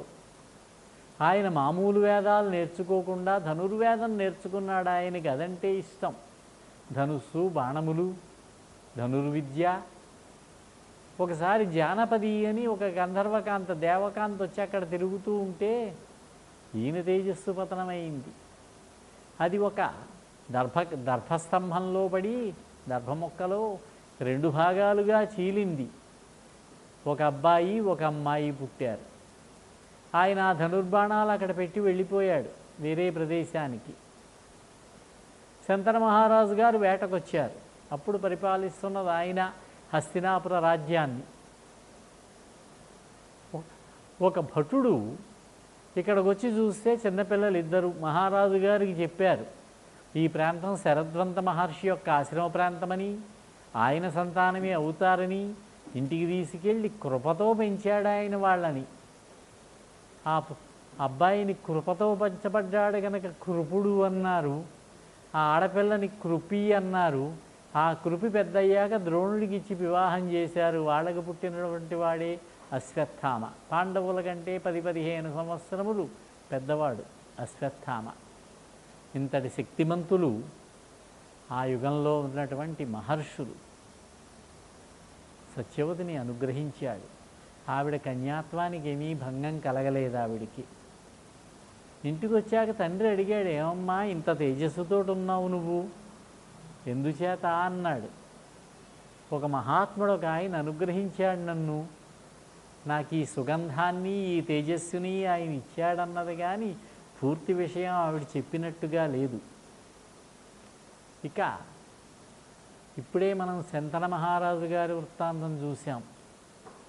మహాభిషుడు అని ఇక్ష్వాకు వంశంలో ఒక రాజుగారు, పరాక్రమవంతుడే, ధర్మబద్ధంగా పరిపాలన చేశాడు, అనేక యజ్ఞాలు చేశాడు. ఆ ఫలితంగా స్వర్గలోకాన్ని పొందాడు. ప్రతి అమావాస్యకి బ్రహ్మలోకంలో సభ జరుగుతుంది, సభ తీరుస్తారు. దేవతలంతా వెడతారు ఆ సభకి, మహర్షులు కూడా వెడతారు. ఈ మహాభిషుడు కూడా వెళ్ళాడు. బ్రహ్మదేవుడి దగ్గరలోనే కుర్చీ వేసి కూర్చున్నాడు. కుర్చీ ఉంటే ఇంతలో గంగానది వచ్చింది. బ్రహ్మదేవుడి దర్శనం చేసుకుందామని. దేవనది మహాసౌందర్యవతి, స్త్రీ రూపంలో వచ్చింది. తెల్లటి చీర, గాలికి ఆ వస్త్రం కొంచెం తొలగింది. దేవతలంతా కూడా సిగ్గుపడి తలలు ఉంచుకున్నారు. ఆవిడ ఎందుండే గౌరవం కొద్దీ ఈ మహాభిషుడు మాత్రం సాపేక్షంగా చూశాడు ఆవిడ వంక. అలా చూస్తూనే ఉన్నాడు. ఇది గమనించాడు బ్రహ్మదేవుడు, నీకింకా వాసనాక్షయం కాలేదయ్యా, కోరికలు తీరలేదు, కోరికలు తీరితేనే కానీ నా లోకానికి రావడానికి అర్హత లేదు, కాబట్టి నువ్వు భూలోకంలో మళ్ళీ జన్మించి నీ కోరికలు తీర్చుకుని మళ్ళీ అప్పుడు వద్దుగానిలే వెళ్ళన్నారు. శాపంలాంటి వరమందాం, అప్పుడు ఈవిడి నీకు భార్య అవుతుందన్నారు. గంగను కూడా శపించినట్టే. ఎక్కడ పుట్టాలి, ఏ వంశంలో పుడితే బాగుంటుందని ఆలోచించాడు. ప్రదీప మహారాజు గారు పరిపాలిస్తున్నాడు. చంద్రవంశపు రాజైన హస్తినాపురపు రాజు ప్రదీప మహారాజు గారు. గంగానది ఆవిడ కూడా దుఃఖంతో భూలోకానికి వస్తున్నది. ఇంతలో ఇటుపక్క నుంచి వసువులు వచ్చారు. అష్టవసువులు, 8 మంది వాళ్ళు. ధర్మదేవత యొక్క సంతానం. అందులో ఆఖరివాడు ద్రోణుడు. వీళ్ళు శాపం పొందారు. వీళ్ళు చేసినటువంటి తప్పేమిటంటే, ఓసారి అటు తిరుగుతూ ఇటు తిరుగుతూ భార్యలతో కలిసి విహరిస్తూ వశిష్ఠ మహర్షి ఆశ్రమానికి వెళ్ళారు. అప్పుడు వశిష్ఠ మహర్షి లేరు. దుంపలు తెచ్చుకుందామని అడవిలోకి వెళ్ళాడు ఆయన. అక్కడ సురభి అని కపిలగోవు ఉన్నది. ఆ కపిలగోవును చూశారు. వశిష్ఠ మహర్షి యజ్ఞం చేసుకుందుకు కావలసినటువంటి పాలిచ్చేది ఆ గోవే. చాలా శక్తివంతమైనటువంటి గోవది. అవసరమైతే సైన్యం కూడా వచ్చిందో పర్యాయం. విశ్వామిత్రుడిని సైన్యాన్ని వధించింది. ఆ గోవును చూసి, ఏమిటి గోవు, దీని విశేషం ఏమిటి అన్నది ద్రోణుని భార్య. అప్పుడు పెద్ద ఆయన చెప్పాడు, ప్రభాసుడనే ఆయన, ఈ ఆవు యొక్క పాలు తాగితే 10,000 సంవత్సరములు ఆకలి దప్పికలు ఉండవు, యవ్వనంతో ఉంటారని. మనం దేవతావర్గంలో వాళ్ళం కనుక మనకి ఇబ్బంది లేదు. కానీ భూలోకంలో నాకు చెలికెత్తున్నది, చిత్రలేఖ అమ్మాయి పేరు. ఈ ఆవును ఆ అమ్మాయికి ఇచ్చినట్టయితే ఆ అమ్మాయి యవ్వనంతో ఉంటుంది, సంతోషిస్తుంది అన్నది. అంతా సరే అంటే సరే అన్నారు. ఆవును తీసుకుని వెళ్ళిపోయారు. ఇంతలో వచ్చాడు వశిష్ఠ మహర్షి. ఆశ్రమం అంతా తిరిగి చూశాడు, ఆ చుట్టుపక్కల చూశాడు, ఎక్కడా కనపడలేదు. దివ్య దృష్టితో చూస్తే వీళ్ళు చేసిన పని. నా గోవును అపహరించారు కాబట్టి మానవులై జన్మించండి అన్నారు. శాపం. వాళ్ళు పరిగెత్తుకుంటూ వచ్చి కాళ్ళ మీద పడ్డారు. మేము భూలోకంలో ఉండలేము, మేము పుట్టగానే మరణించేలా వరం అనుగ్రహించండి అన్నారు. మీరంతా పుట్టగానే మరణిస్తారు, కానీ ఆఖరివాడు ఉన్నాడే ఆ ద్రోణుడు, అసలు తప్పు చేసినవాడు, ఇతడు మాత్రం బహుకాలం ఉంటాడు అక్కడ అన్నాడు ఆయన. అలా అయితే అతనికి మా శక్తిలో 8వ వంతు ఇస్తాం, మా యొక్క శక్తి అంతా శక్తిలో 8వ వంతు అతనికి ఇస్తామన్నారు. అతడు భూలోకంలో ఎక్కువ కాలం ఉంటాడుగా, అతనికి వివాహం జరగదన్నారు వాళ్ళు. అతనికి వివాహం జరగదనలేదు, అతనికి సంతానం ఉండదన్నారు. సరే కానివ్వండి అన్నాడు వశిష్ఠుడు. ఏదో కోరిక. వాళ్ళు విష్ణన్న వదనంతో వస్తున్నారు. ఇటు నుంచి గంగాదేవి. ఒకళ్ళనొకళ్ళు పలకరించుకొని మాట్లాడుకుంటే అసలు విషయాలు బయటపడ్డాయి. అమ్మ గంగాదేవి, మేము సామాన్య వనిత కుమారులుగా జన్మించలేము, నీకు కుమారులుగా జన్మించే అనుగ్రహించు మమ్మల్ని అన్నారు. అలాగేనన్నది. అయితే మమ్మల్ని పుట్టగానే నీలో కలిపేసుకో, గంగలో వేసేసాయి. చేస్తాను కానీ పాపం నన్ను వివాహం చేసుకునేటటువంటి మహారాజు ఒక్క సంతానమైనా ఉండద్దా? ఆయన తృప్తి ఉండాలి కదా. కాబట్టి మీలో ఒకరు ఉంటారు, మీలో అంటే ఆఖరివాడు ఉంటాడన్నారు. వశిష్ఠ మహర్షి శాపం కూడా ఉన్నదిగా, అతడికి మా శక్తిని ఇస్తామన్నారు. సరేనన్నది ఆవిడ. భూలోకానికి వచ్చింది. ఈ ప్రదీప మహారాజు గారు పెద్దవాడయ్యాడు, వయస్సులో పెద్దవాడే. అప్పటికే 2 కుమారులు ఉన్నారు ఆయనకి. పెద్దవాడు దేవాపి, రెండోవాడు బాహ్లికుడు. అరణ్యానికి వెళ్ళి గంగా తీరానికి వెళ్ళి అక్కడ భార్యతో కలిసి దీక్షలో కూర్చున్నాడు. ఒక అందమైనటువంటి అమ్మాయి వచ్చి కుడితోడ మీద కూర్చున్నది. ఆవిడే గంగ. ఎవరమ్మా నువ్వు అన్నాడు. నేను మిమ్మల్ని వరిస్తున్నాను అన్నది. ఈ వయస్సులో నాకు వరణేమిటి, ఇంత వృద్ధాప్యం వచ్చిన తర్వాత? అదీగాక నువ్వే చెడగొట్టుకున్నావు నీకు ఉన్నటువంటి అవకాశాన్ని. కుడి తొడ మీద కూర్చునేటటువంటిది కూతురు, కోడలు, చెల్లెలు. భార్య కూర్చునేది ఎడమ తొడ మీద. అందుచేత ఒక పని చేయి, నా కుమారుడికి భార్య అవుదుగానిలే అన్నాడు ఆయన. అప్పటికి కుమారుడు ఇంకా కలగలేదు. చిత్రం చూడండి. మా కుమారుడికి భార్య అవుదుగానిలే అన్నాడు. అలాగే అవుతాను. అయితే నా మాటకి అతను ఎదురు చెప్పకూడదు. ఎప్పుడైనా సరే నా మాటను తిరస్కరించినట్టయితే వెంటనే వదిలిపెట్టి వెళ్ళిపోతానని ఆవిడన్నది. అలాగే కానీ అన్నాడు. రాజ్యానికి వచ్చాడు. తన భార్యతో కలిసి దీక్ష తీసుకుని యోగంలో కూర్చున్నాడు. అప్పుడు అబ్బాయి పుట్టాడు ఆయనకి. శాంతే వయసియో జాతః తదేక శాంతనుహు. తండ్రి వృద్ధుడై శాంతుడైనప్పుడు పుట్టాడు కాబట్టి శాంతనువు అన్నారు. శాంతించిన తర్వాత పుట్టినవాడితను. ఆయనే శంతను మహారాజు. యువకుడయ్యేదాకా పెంచి యువకుడైన తర్వాత వివాహం చేయకుండా రాజ్యానికి పట్టాభిషేకం చేసి, దేనికి హస్తినాపుర మహాసామ్రాజ్యానికి శంతనుణ్ణి రాజుని చేసి, నాయనా నువ్వు ఎప్పుడైనా గంగా తీరానికి వాహ్యాళికి వెళ్ళినప్పుడు, వాహ్యాళి అంటే షికారుకి వెళ్ళినప్పుడు అక్కడ నీకు అమ్మాయి కనిపిస్తుంది. నువ్వెవరివి, ఏమిటి, కులగోత్రాలు ఏమిటి, ఇటువంటివేమీ అడగకుండా ఆ అమ్మాయిని వివాహం చేసుకో, ఇది నా ఆజ్ఞ అన్నారు. తండ్రి ఆజ్ఞ ధిక్కరించలేడు. పెద్ద అబ్బాయి దేవాపి. అతడికి రాజ్యాధికారం లేదు పాపం. అతడు జ్ఞానంలో ఉండేవాడు, జ్ఞాని. అతన్ని రాజుని చేయబోతే పట్టణ ప్రజలు అంగీకరించలేదు, పౌర ప్రముఖులు. బహుశా నేను అనుకోవడం ఆధారం దొరకలేదు కానీ భారతంలో అతనికి ఏదో చర్మవ్యాధి ఏదో ఉన్నట్టున్నది, కుష్ఠవ్యాధి లాంటి వ్యాధి. అటువంటి వ్యాధి ఉన్న వాళ్ళకి రాజ్యాధికారం లేదు. గుడ్డివాడికి, మూగవాడికి, కుంటివాడికి శరీరంలో రోగాలున్నవాడికి తమ్ముడు రాజవుతాడు, ఈయనకో ఇల్లు ఇస్తారు, వివాహం అయితే సంతానం కూడా కలగచ్చు. కానీ వీళ్ళెవరికీ రాజ్యాధికారం ఉండదు. చూడండి, ధృతరాష్ట్రుడిది కూడా అదే పరిస్థితి. ఆయన అంధుడు, రాజ్యాధికారం లేదు, ధర్మ సూక్ష్మం ఇది.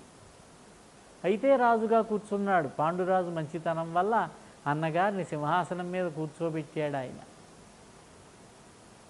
ఇంకా రెండోవాడు బాహ్లికుడు. బాహ్లిక దేశమని ఆ దేశపు తాతగారి ఊరది, తల్లి తండ్రి అక్కడే పుట్టి పెరిగాడు మేనమావల దగ్గర. ఆ రాజ్యానికే రాజయ్యాడు బాహ్లిక దేశానికి. తరువాత అతడు బాహ్లిక దేశము, దాని రాజు బాహ్లికుడు. మహాభారత యుద్ధంలో పాల్గొన్న వాళ్ళల్లో అతిపెద్ద వయస్సు వాడు ఈ బాహ్లికుడు. భీష్ముడికి పెద్ద తండ్రి, అంటే ఎంత పెద్దవాడో చూడండి. ఇతని కుమారుడు సోమదత్తుడు. అతనికి 3 కుమారులు, భూరిశ్రవుడు, భూరి, శలుడు. వీళ్ళంతా అతిరథులే, వీళ్ళంతా మహాభారత యుద్ధంలో పాల్గొన్న వాళ్ళే. బాహ్లికుడు భీముడి చేతిలో మరణించాడు, సోమదత్తుడు భీముడి చేతిలోనే మరణించాడు. భూరిశ్రవుడు అర్జునుడి చేతిలో మరణించలేదు, అర్జునుడు చెయ్యి నరికేశాడు, సాత్యకి వధించాడు అతను. ఆ తర్వాత ఇది ద్రోణ పర్వంలో వచ్చేటటువంటి విషయం, అక్కడ చూద్దాం. మళ్ళా 3వ వాడు శంతనుడు మహారాజు అయ్యాడు. ఒక రోజున వాక్యాలకి గంగా తీరానికి వెళితే మళ్ళీ వచ్చింది ఆ అమ్మాయి. చూశాడు, ఆ సౌందర్యానికి ముగ్ధుడై నన్ను వివాహం చేసుకుంటావా అన్నాడు. ఇంకేం అడగలేదు. చేసుకుంటాను, కానీ నువ్వెప్పుడూ నా మాటకి ఎదురు చెప్పడానికి వీల్లేదు, ఎదురు చెప్తే ఆ రోజు నుంచి నీకు నాకు సంబంధం లేదన్నది. అలాగే అన్నాడు.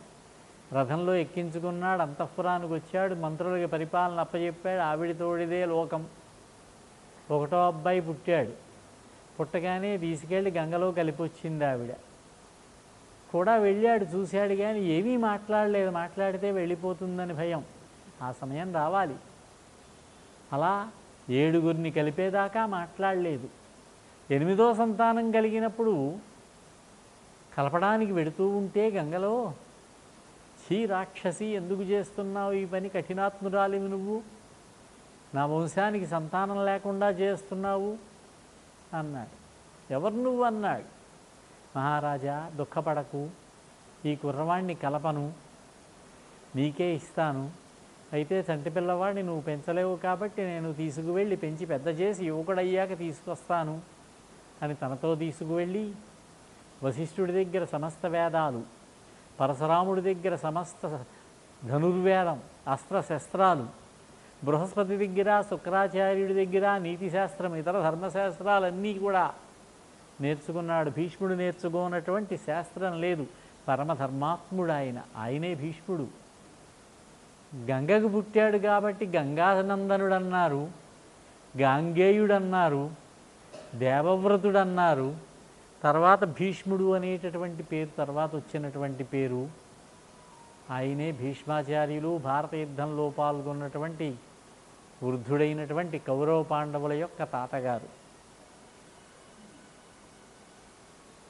శంతనుడు రాజ్యానికి వచ్చాడు.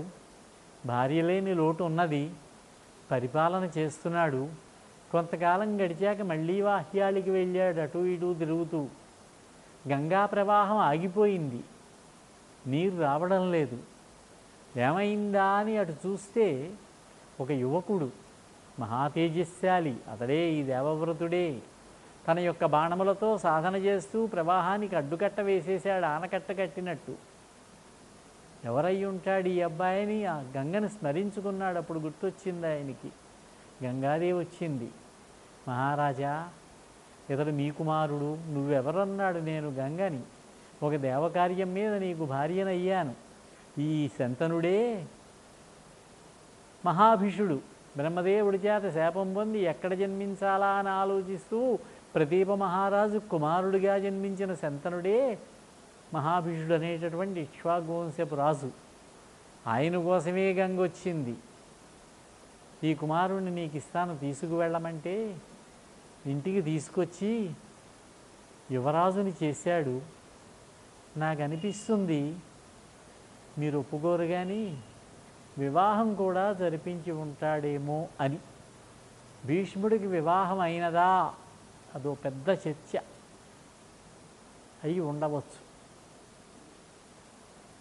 భీష్ముడితో ఆనందంగా గడుపుతున్నాడు శంతన మహారాజు గారు. సుమారు 4 సంవత్సరములు వస్తుంది, ఇంకా ముందు వస్తుంది భీష్ముడు చరిత్రలో. మనకు ఆ విషయం తెలుసుకుందాం. ఒక రోజున శంతన మహారాజు గారు యమునా నది వైపు వెళ్ళారు. ఇంతకుముందు వెళ్ళింది గంగా నది, ఈసారి ఇడి తిరిగాడు యమునా నది. అక్కడ కనిపించింది సత్యవతి పడవ నడుపుతూ. పడవెక్కాడు, చూశాడు, ఆమె యందు మనస్సు లగ్నమైంది. చాలా సౌందర్యవతి, క్షత్రియ కన్య, ఉపరిచర్వసు మహారాజు గారి తేజఫలం. ఆవిజాత్యం తక్కువేమీ కాదు. అయితే పెంచబడింది మాత్రం ఇక్కడ మత్స్యకారుల దగ్గర. వివరం తెలుసుకున్నాడు. దాసిరాజు దగ్గరికి వెళ్ళాడు. మీ అబ్బాయిని నాకు ఇచ్చి పెళ్లి చేయి అన్నాడు. మహారాజా, మీరు వచ్చి అడగడమే నాకు ఆనందం. మా అమ్మాయి మహారాజు గారికి భార్య అవుతున్నదంటే అంతకంటే ఏం కావాలి? నేను దాసిరాజుని, ఈ పల్లెకారులకే రాజుని నేను, ఈ మత్స్య ప్రాంతానికి, ఈ దేశానికి. కురు సామ్రాజ్యం అంటే సమస్త భూమండలాన్ని, భరతవర్షాన్ని పరిపాలించినటువంటి గొప్ప సామ్రాజ్యం చంద్రవంశపు రాజుల పరిపాలనలో ఉన్నది. అంతకంటే ఏం కావాలి? అయితే నాదో కోరిక. మా అమ్మాయికి పుట్టినటువంటి అబ్బాయికి నువ్వు రాజుని చేస్తానంటే, నీ తర్వాత రాజుని చేస్తానంటే నేను మీకు ఇచ్చి వివాహం చేస్తానన్నాడు. ఏమంటాడు పాపం శంతన మహారాజు? అప్పటికే యువరాజుగా కుమారుడున్నాడు దేవవ్రతుడు. ఏమీ మాట్లాడలేక తిరిగి వచ్చాడు కానీ మనస్సంతా కూడా సత్యవతి మీదే. సరిగ్గా భోజనం చేయడు, ఎంతసేపు ఏదో ఆలోచనలో ఉంటాడు, ఒంటరిగా ఉంటాడు. ఇది గమనించాడు దేవవ్రతుడు. ఆ సారథిని అడిగాడు ఏం జరిగిందని. జరిగిన విషయం అతను చెప్పాడు. దాసిరాజుని కలవడం, దాసిరాజు నియమం పెట్టడం. అప్పుడు తండ్రి దగ్గరికి వెళ్ళి అడిగాడు. నాన్నగారు ముందే వెళ్ళాడు. నాన్నగారు, మీరు దుఃఖంలో ఉన్నారు, ఎందుచేత అన్నాడు. మన రాజ్యంలో ఏ విధమైనటువంటి ఇబ్బందులు లేవు, ఎవరూ మన మీద తిరుగుబాటు చేసేవాళ్ళు లేరు. మన రాజ్యంలో ఉన్నటువంటి సామంతరాజులు ప్రస్తుతం శత్రు దేశాల నుంచి కూడా మనకి యుద్ధ భయం లేదు. మీరెందుకు ఈ విధంగా ఉన్నారన్నారు. ఏమీ లేదు నాయన, ఒక కన్ను ఉంటే కన్ను ఉన్నట్టు కాదు, ఒక కొడుకుంటే కొడుకు లెక్క కాదు. మనమా క్షత్రియులం, నువ్వా యుద్ధవీరుడివి. ఎప్పుడు వేటకు వెడతావో, ఎప్పుడు యుద్ధానికి వెడతావో తెలియదు. అందుచేత ఇంకా ఒక అబ్బాయి ఉన్నట్టయితే బాగుంటుందని నా మనసు పెళ్లి మీదకి మళ్ళీందన్నాడు. అప్పుడొచ్చి సారథిని అడిగాడు. ఆయన అసలు విషయం చెప్పాడు, సత్యవతి వృత్తాంతం. అప్పుడు మంత్రులను తీసుకుని దాశరాజు దగ్గరకు వచ్చి తనను పరిచయం చేసుకుని, మా నాన్నగారికి మీ అమ్మాయినిచ్చి వివాహం జరిపించన్నాడు. ఇదే నిబంధన మళ్ళీ పెట్టాడు. బాగానే ఉందయ్యా, మా అమ్మాయికి అబ్బాయిలు పుడతారు, నువ్వా పెద్ద కుమారుడివి, రాజ్యం నీదవుతుంది, మా మనవలకి రాజ్యం ఉండదు కాబట్టి ఎలా ఇస్తానన్నాడు. అప్పుడు వెంటనే ఏమీ ఆలోచించకుండా ఈ దేవవ్రతుడు అన్నాడు, యోస్యాం జనిష్యతే పుత్రః సనో రాజా భవిష్యతి. ఈ సత్యవతి యందు కలిగేటటువంటి సంతానమే రాజవుతాడు, అతడికే రాజ్యాధికారం ఉంటుంది, మేమంతా కూడా అతని యొక్క అధుపాజ్ఞలలో ఉండి జీవిస్తాం అన్నాడు. ఇప్పుడు ఇంకో మెలిగి పెట్టాడు. బాగుందయ్యా, నువ్వు రాజ్యాన్ని తీసుకోవు, బాగుంది, కానీ మీ సంతానం ఉన్నారే వాళ్ళు మహాపరాక్రమవంతులవుతారు. మా అమ్మాయికి పుట్టేటటువంటి అబ్బాయిలు వాళ్ళ అబ్బాయిలు అంత బలవంతులు అవుతారో అవరో తెలియదు, ఎలాగా అన్నాడు. వెంటనే దేవవ్రతుడు, రాజ్యం తావత్ పూర్వమేవా మయా త్యక్తం నరాధిపా అపత్యహేతోరపి చ కరిష్యేద్య వినిశ్చయం. సత్యవతీదేవి వివాహం కోసం నేను ఇదివరకే రాజ్యాన్ని పరిత్యజించాను. ఇప్పుడు నా సంతానం వల్ల నీకు భయం లేకుండా ఒక ప్రతిజ్ఞ చేస్తున్నాను విను అని మంత్రుల సమక్షంలో, అతను కూడా వచ్చిన వారి సమక్షంలో దాశరాజు దగ్గర అద్య ప్రభృతి మే దాశ.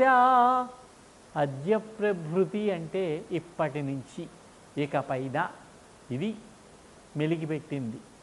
అద్య ప్రభృతి మే దాశ బ్రహ్మచర్యం భవిష్యతి అపుత్రస్యాపి మే లోకా భవిష్యంత్యక్షయాదితి.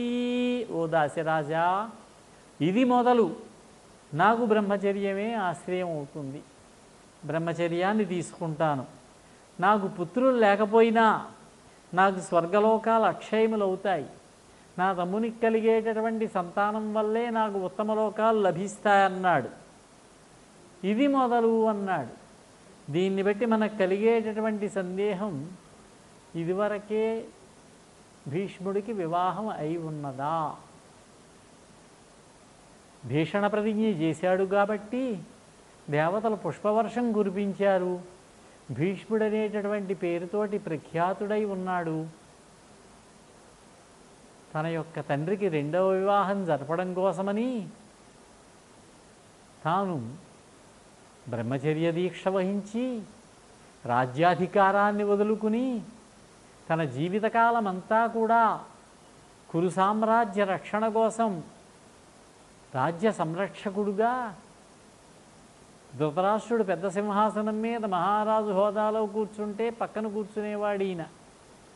ఎప్పుడూ విడిచిపెట్టలేదు. హస్తినాపురంలోనే ఉండిపోయాడు. పాండవులు పెద్దవాళ్ళయ్యాక ఇంద్రప్రస్థం రాజ్యం వచ్చాక ధర్మంగా పరిపాలించారు పాండవులు. ధర్మరాజు మీద, పాండవుల మీద ప్రేమ కొద్దీ రావచ్చుగా, రాలేదు. మంచి జరిగినా చెడు జరిగినా, దుర్యోధనుడు దుష్ట ప్రవర్తన చేసినా ఆ హస్తినాపుర వజ్రసింహాసనాన్ని రక్షణ బాధ్యత వహించి అలాగే ఉండిపోయాడు ఆయన. చివరికి యుద్ధంలో కూడా కౌరవపక్షంలోనే ఉన్నాడు భీష్ముడు. భారతంలో ఎక్కడా కూడా భీష్ముడికి వివాహం అయింది అని చెప్పలేదు, వివాహం అవలేదు అని కూడా చెప్పలేదు. కాబట్టి అయి ఉండవచ్చునేమో ఒక ఆధారం. దీనికి సరిపోయేటటువంటి ఇంకొక ఆధారం దొరుకుతూ ఉన్నది మనకి. అనుశాసనిక పర్వం, శాంతి పర్వం, అనుశాసనిక పర్వం. భీష్ముడు అంపశయ్య మీదుండి ధర్మరాజుకి అనేక ధర్మములు చెప్పాడు. రాజధర్మములు, బ్రాహ్మణ ధర్మములు, స్త్రీ ధర్మములు, పుత్రధర్మములు అన్నీ చెప్పాడు. విష్ణు సహస్రనామం చెప్పాడు. శివ సహస్రనామం కృష్ణుడు చెబుతూ ఉంటే భీష్ముడు ధర్మరాజు ఇద్దరూ విన్నారు. తర్వాత కృష్ణుడిని స్తుతి చేశాడు. భీష్మ స్తవమని స్తోత్రం చేశాడు. భాగవతంలో పోతన గారు కూడా రాశారు ప్రారంభంలోనే భీష్మ స్తవరాజము. తర్వాత ప్రాణాలు విడిచిపెట్టాడు. శ్రీకృష్ణ పరమాత్మనే చూస్తూ, శ్రీకృష్ణ పరమాత్మనే మనస్సంతా నింపుకుని. భగవద్గీతలో మాట అంటారు కృష్ణ పరమాత్మ, అంత్యకాలే చ మామేవా స్మరన్ముక్త్వా కళేవరం యః ప్రయాతి సమస్తానం యాతినాస్తత్ర కించనః. ఎవరైతే తమ యొక్క అంత్యకాలంలో నన్నే స్మరిస్తూ, నన్నే ధ్యానిస్తూ, నన్నే చూస్తూ ఈ శరీరాన్ని విడిచిపెడతారో వారికి నాదైనటువంటి స్థితినిస్తాను అన్నారు. ఈ స్థితి లభించింది భీష్మాచార్యుల వారికి. ఎప్పుడైతే భీష్ముడు శరీరాన్ని విడిచిపెట్టాడో స్తూయమానో మహాతేజ భీష్మస్యాగ్నీననువ్రజన్ నిశ్చక్రామ పురాత్తస్మాత్ యథా దేవపతిస్తథా ఆససాద కురుక్షేత్రే తతసేతనవం నృపః. భీష్మునికి శరీరత్యాగమైందని గ్రహించినటువంటి, తెలుసుకున్నటువంటి ధర్మరాజు సర్వపరిక్రమలతో పాటుగా భీష్మ సంస్కారం కోసం అగ్నుల వెంట నడిచాట. బ్రాహ్మణులు అగ్నులు తీసుకువెడుతూ ఉంటే భీష్ముడికి సంస్కారం చేయడానికి ఆ అగ్నుల వెంట నడిచారట ధర్మరాజు. త్రీనగ్నీన్నన్నారు, 3 అగ్నులు. ఆహవనీయాగ్ని, దాక్షిణాగ్ని, గార్హపత్న్యాగ్ని. ఇవి 3 అగ్నులు. ఇవి కాక ఇంకో 2 అగ్నులు చెప్పారు, సఖ్యాగ్ని, అపసధ్యాగ్ని అని. ఇవి యజ్ఞవేదిక దగ్గర ఉంటాయి. యజ్ఞవేదికి తూర్పులో 1, దక్షిణంలో 1, పశ్చిమంలో 1, ఈశాన్య దిక్కులో మిగిలినటువంటి 2 అగ్నులు ఉంటాయి. ఈ ఆఖరి చెప్పినటువంటి సఖ్యాగ్ని, అపసధ్యాగ్ని ఈశాన్యంలో ఉంటాయి. వీటినే పంచాగ్నులు అంటారు. యజ్ఞం చేసేవాళ్ళు పంచాగ్ని మధ్యంలో కూర్చుని, ఇంకొక మాట చెప్పాలంటే 4 వైపులా 4 అగ్నులు, పైన సూర్యుడు 1 అగ్ని అంటారు. అది పంచాగ్ని మధ్యమేనంటారు. ఇవి వివాహమైన వాళ్ళకు కానీ ఈ అగ్నులు రావు. వివాహమయ్యి సంస్కారం చేసుకున్న తర్వాత గృహస్థాశ్రమం స్వీకరించిన వాళ్ళకే ఈ అగ్ని సంస్కారం ఉంటుంది. అదే బ్రహ్మచారి అయినట్లయితే 1 అగ్ని కార్యం చేసుకోవడమే. ఈ అగ్ని సంస్కారం లభించాలంటే గృహస్థాశ్రమంలో ఉండాలి. ఇది వ్యాసుల వారు చెప్పిన మాట కాబట్టి బలమైనటువంటి నిదర్శనంగా భావించి భీష్ముడికి వివాహం అయిందేమో అని ఒక బలమైనటువంటి ఆలోచన. ఈ మహాభారతానికి కొన్ని వ్యాఖ్యానాలు కూడా వచ్చాయి. చెప్పుకున్నాం మనం, మహాభారతం సంస్కృత భారతం ఉత్తర భారతదేశంలోనూ పశ్చిమంలోనూ ఉన్నట్టుగా దక్షిణంలో అంతగా రాలేదు. తిక్కన గారు రాసినటువంటి మహాభారతం కూడా తంజావూరులో సరస్వతీ గ్రంథాలయమని అక్కడ ఉన్నటువంటి మహాభారత ప్రతిని ఆధారంగా చేసుకుని అనువదించారు ఆయన. ఆ ప్రతిలో ఉన్నదానికి ఔత్తరాహిక ప్రతిలోనూ కొంచెం తేడాలు కనిపిస్తాయి. ఈ మహాభారతానికి వ్యాఖ్యానాలు కూడా వచ్చాయి. మొట్టమొదటి వచ్చినటువంటిది దేవబోధుడు అనేటటువంటి ఆయన, బహుశా మహారాష్ట్ర పండితుడైన జ్ఞానదీపిక టీక రాశారు. ఇది 13వ శతాబ్దం ప్రాంతంలో.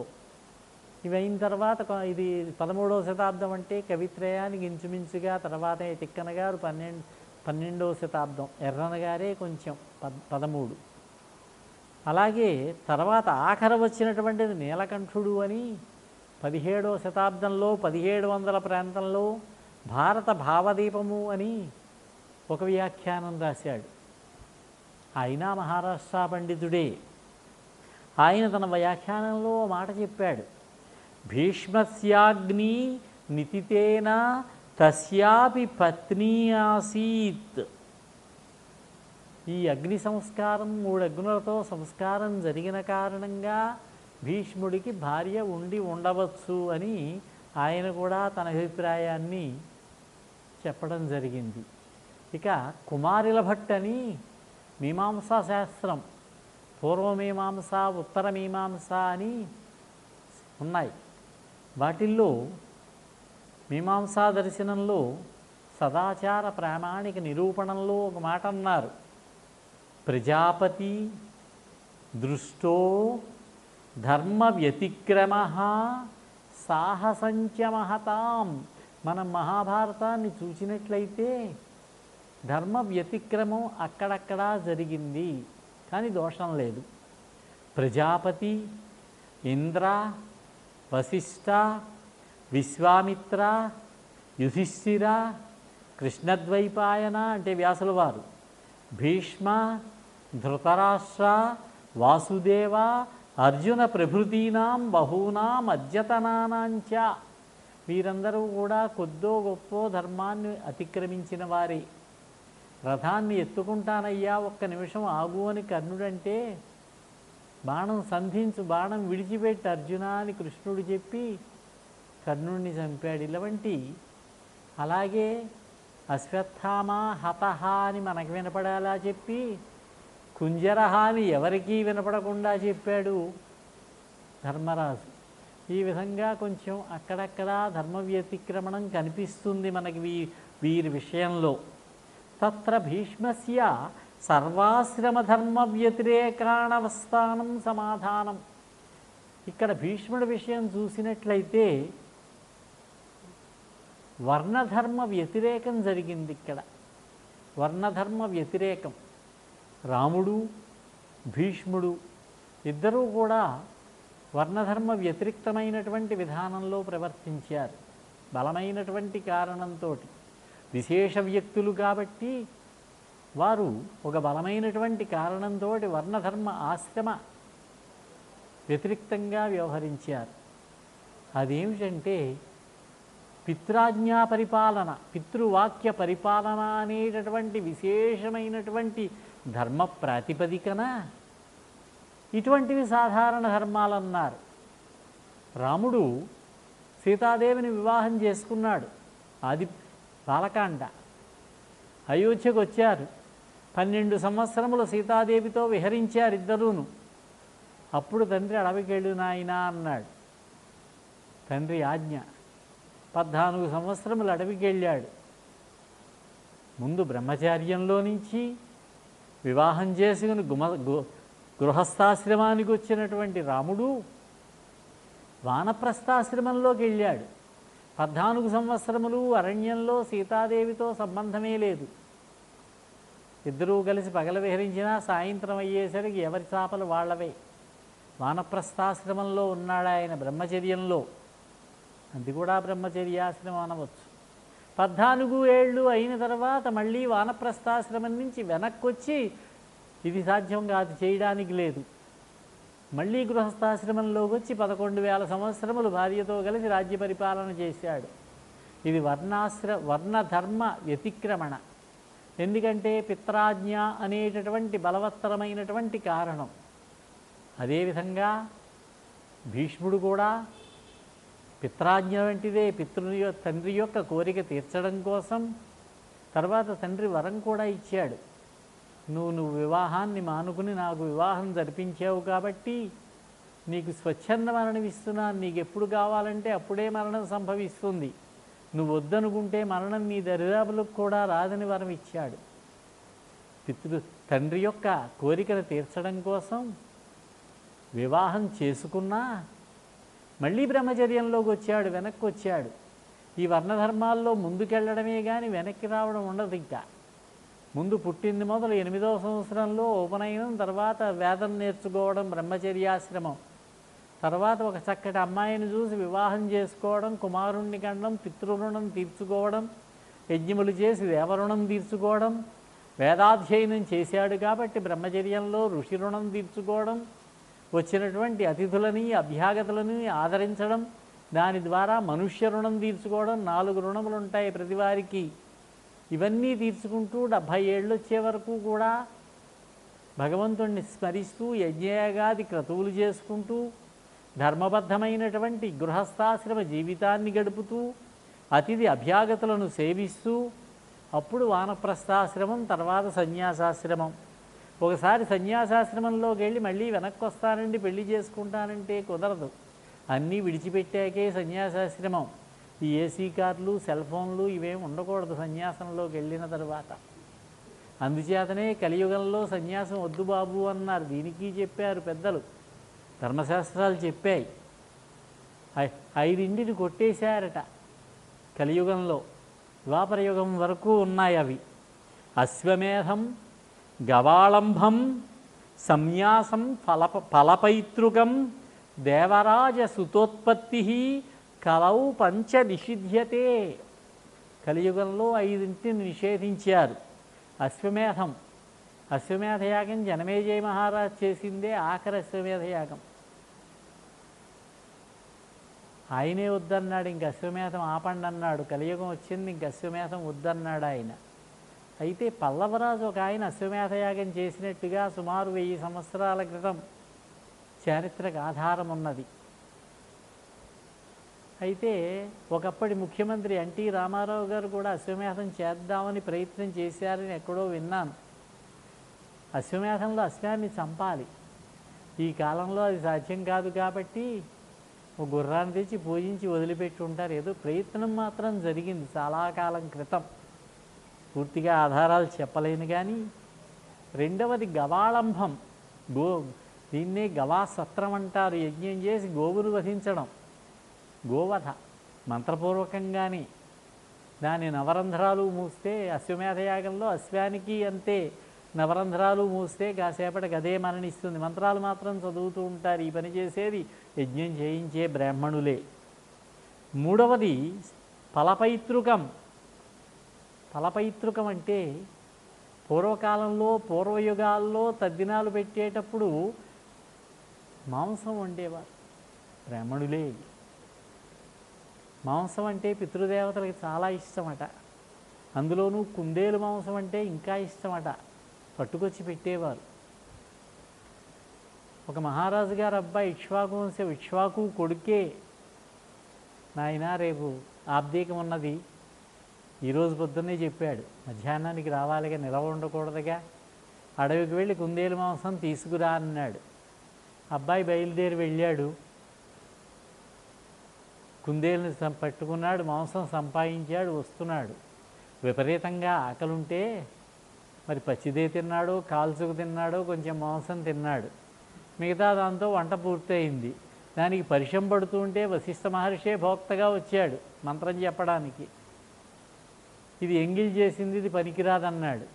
అప్పుడు కొడుకుని అడవికి పో, నేను ఉండగా, నువ్వు నీ రాజ్యంలో ఉండగా నువ్వు ఇక్కడ ఉండడానికి వీల్లేదు, ఆ ఆటవికలతో కలిసి జీవించన్నారు. అతన్ని శశాదుడు అన్నారు. తండ్రి మరణించాక అప్పుడు పెద్ద కుమారుడు కనుక వచ్చి రాజ్యానికి వచ్చాడు. తర్వాత ఆయన రాజ్యం పరిపాలించాడు. అయితే కలియుగం వచ్చిన తర్వాత దీన్ని నిషేధించారు.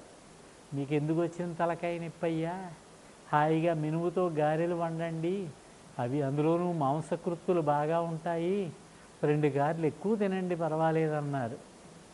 అందుచేత విశేషంగా వండుతారు ఆ రోజున, బాగా ఎక్కువ, రాత్రికి కూడా మిగిలేలాగా. నాలుగవది సన్యాసం. కలియుగంలో సన్యాసం వద్దు. ఇప్పుడు ఉన్నటువంటి సన్యాసాలన్నీ కూడా 100% సన్యాసం కాదనో ఏమో, దాన్ని వద్దన్నారు. దేవరాజ సుతోత్పత్తి, దేవతల వల్ల ఋషీశ్వరుల వల్ల సంతానం పొందడం భర్త ఉండగానే, ఇది కూడా నిషేధించారు కలియుగంలో. మానవులు అలసలై ఉంటారు, ధర్మానికి దూరంగా ఉంటారు, అల్పాయుష్కులై ఉంటారు, దుర్బలులై ఉంటారు. ఇవన్నీ వద్దన్నారు. కుంతీదేవి సంతానాన్ని పొందింది దేవతల వల్ల, మాద్రి సంతానాన్ని పొందింది దేవతల వల్ల, పాండురాజు అనుమతితోటి, పాండురాజు కోరిక మేరకు. ఇది ఆ కాలంలో నిషేధం కాదు. కుంతీదేవి కర్ణుణ్ణి పొందింది వివాహానికి ముందే. దాన్ని కూడా ధర్మశాస్త్రాలు అంగీకరిస్తాయి, తప్పులేదు. వివాహం కాకుండా కన్యకు పుట్టినవాడిని కులీనుడు అన్నారు, కానీనుడు అన్నారు. కులీనుడు కాదు, కానీనుడు. ముందు గర్భం వచ్చి గర్భవతిగా ఉండి వివాహం చేసుకుని 2 నెలలకో 3 నెలలకో సంతానం కలిగితే సహోడుడు అన్నారు. అది ధర్మశాస్త్రం అంగీకరించింది. వారిద్దరికీ తండ్రి ఎవరవుతారంటే ఆవిడ్ని పెళ్లి చేసుకున్నవాడే తండ్రి అవుతాడు. అందుచేతనే కర్ణుడికి ధర్మశాస్త్ర రీత్యా పాండురాజే తండ్రి. కానీ దోషం ఎక్కడ జరిగిందంటే తండ్రికి చెప్పడానికి భయపడింది, సమాజానికి భయపడింది, పెట్లో పెట్టి నీటిలో విడిచిపెట్టింది. ఇక్కడ భీష్ముడు, త్రేతాయుగంలో శ్రీరామచంద్రమూర్తి ఏ పితృవాక్య పరిపాలన అనేటటువంటి ఏ ధర్మాన్నైతే విశేష ప్రాతిపదిక మీద ఆచరించాడో అదే ధర్మాన్ని భీష్మాచార్యులు వారు ద్వాపర యుగంలో ఆచరించారు. ఆ ధర్మం కోసమే ధర్మ వ్యతిరిక్తంగా చేసినా కూడా తప్పులేదు. భార్య లేకుండా యజ్ఞయాగాది క్రతువులు చేయకూడదు. ఏ యజ్ఞం చేయాలన్నా, ఏ హోమం చేయాలన్నా పక్కన భార్య కూర్చోవాలి. ఎవరికైనా పొరపాటున భార్య గతించినట్లయితే తద్దిన భోజనానికి కూడా అతను వెళ్ళకూడదు. భోక్తగా అర్హత లేదు. పెళ్లి చేయిస్తానని వెళ్ళకూడదు. ఒకవేళ అలాంటివి పెట్టుకోవాలంటే ఇంకో పెళ్లి చేసుకోవాలి, లేకపోతే సన్యాసం తీసుకుని ఆధ్యాత్మిక యోగంలో వెళ్ళిపోవాలి. భీష్ముడికి వివాహం అయ్యి పగలంతా భార్యతో కలిసి ఉండవచ్చు, భోజనం వండేది ఆవిడే, సాయంత్రం మాత్రం బ్రహ్మచర్యం. ఈ విధంగా గడిపాడేమో అనిపిస్తూ ఉన్నది మనకున్నటువంటి భారతంలో ఉన్నటువంటి ఆధారాన్ని బట్టి. భార్యా సంపర్కం లేదు కాబట్టి ఇంకా సంతానం లేదు, ఇక్కడి నుంచి బ్రహ్మచర్యం. ఆ మాట మీదే నిలబడ్డాడు ఆయన పాపం. వివాహం జరిగేటప్పుడు ఇంకా సుముహూర్తం కొంచెం సేపు ఉందనగా అబ్బాయి చేత మంత్రం చెప్పిస్తారు. ఇప్పుడు బ్రాహ్మణ మంత్రం వాళ్లే చదివేస్తున్నారు. అబ్బాయి చేత చెప్పించాలి. అది వీడికేమో నోరు తిరగదు ఈ అబ్బాయికి. ధర్మ ప్రజా సంపత్త్యర్థం ఇమాం స్త్రియముద్వహే. ఈమె ఎందు ఈమెను ధర్మపత్నిగా స్వీకరించి ధర్మ సంతానం కోసం ఈమెను నేను భార్యగా స్వీకరిస్తున్నాను అని ఆ అబ్బాయి చెప్పాలి. ధర్మ ప్రజ కోసం రెండిక్కడ. భీష్ముడు వంటి విశేషమైనటువంటి వ్యక్తుల విషయంలో దీన్ని రెండు చేయమన్నారు. ధర్మార్థం భార్య, యజ్ఞయాగాది క్రతువులు చేయడానికి, గృహస్థాశ్రమంలో ఉండడానికి, నతు ప్రజార్థం, సంతానం కోసం కాదు. ఇటువంటి విశేషమైనటువంటి జీవితాన్ని గడిపి ఉంటాడు భీష్ముడు అనిపిస్తూ ఉన్నది. వివాహమైనట్లు ఎక్కడా లేకపోయినా కూడా కాలేదనేటటువంటి నిషిద్ధవచనం లేకపోవడం వల్ల, వివాహం జరిగి ఉండవచ్చు అనేటటువంటి ఆధారం అక్కడక్కడ కనిపించడం వల్ల, అవకాశం ఉండడం వల్ల భీష్ముడికి వివాహం అయి ఉండవచ్చు అని మీరు అంగీకరించకపోయినా నాకు మాత్రం అనిపిస్తున్నది. వివాహం జరిగి ఉండవచ్చు, కానీ బ్రహ్మచారిగానే గడిపాడు, అందులో సందేహం లేదు. శంతన మహారాజు గారు సత్యవతిని వివాహం చేసుకున్నారు. ఆమె ఎందు 2 అబ్బాయిలు కలిగారు, చిత్రాంగదుడు, విచిత్రవీర్యుడు. భీష్ముడు వయస్సులో బాగా పెద్దవాడు, రాజ్య సంరక్షకుడుగా యుద్ధాలు చేయడం, శత్రువులు వస్తే ఓడించడం, ఈ కార్యక్రమాలు ఆయన్ని చూస్తున్నాడు. శంతన మహారాజు గారు మరణించారు. చిత్రాంగదుడిని రాజుని చేశాడు. అతనికో సరదా, అవకాశం వచ్చినప్పుడల్లా కాలు దువ్వుతూ ఉంటాడు, యుద్ధానికి వేటకు వెడుతూ ఉంటాడు. ఉత్సాహవంతుడు, మహాపరాక్రమవంతుడు, అందులో సందేహం లేదు. ఒక పర్యాయం అతను వేట కోసం వెడితే కురుక్షేత్రం ప్రాంతం,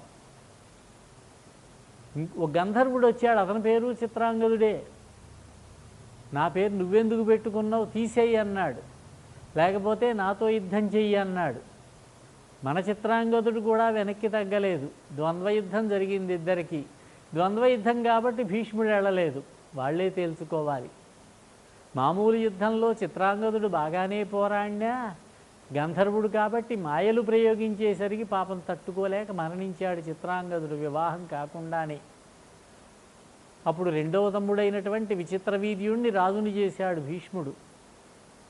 కాశీరాజుకు 3 కుమార్తెలట, అంబ, అంబిక, అంబాలిక. ఆ ముగ్గురికి స్వయంవరం ప్రకటించేట.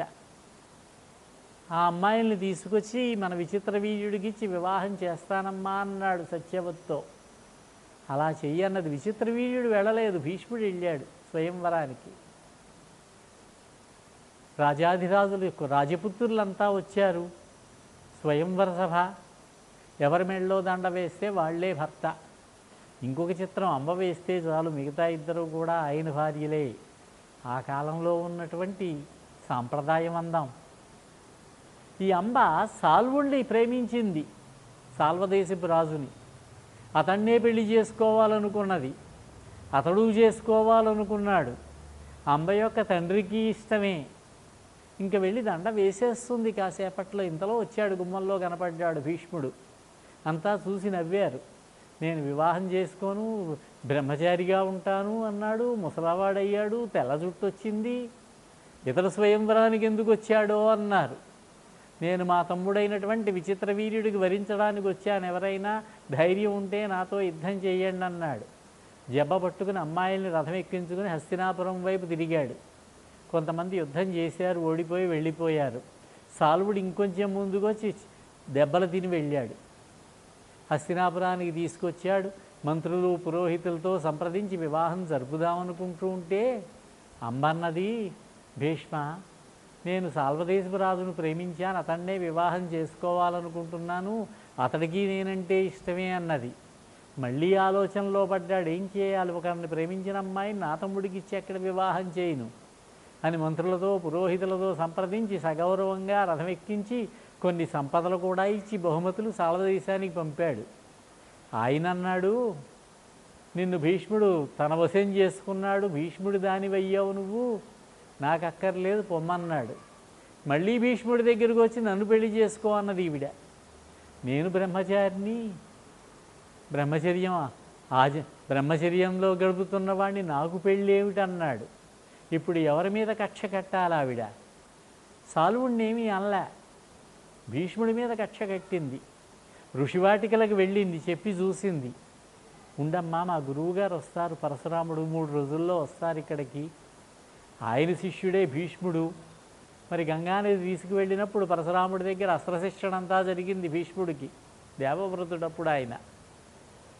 ఈయన మాట కాదండు అన్నారు. అలాగే పరశురాముడు వచ్చాడు, నమస్కరించి కాళ్ళ మీద పడ్డది.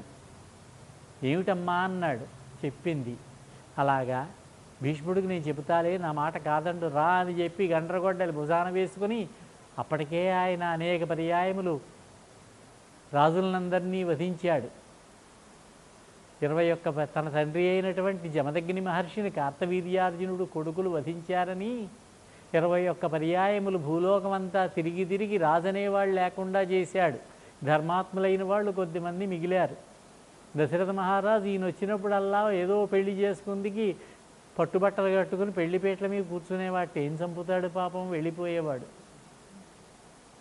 ఆ పరశురాముడు శమంత పంచకము అని కురుక్షేత్రం దగ్గర 5 మడుగులు తవ్వి ఆ మడుగులలో రక్తంతో తర్పణం చేశాడు. వీరిని వధించిన రక్తంతో మడుగుల్ని నింపి పితృదేవతలకు తర్పణం చేశాడు.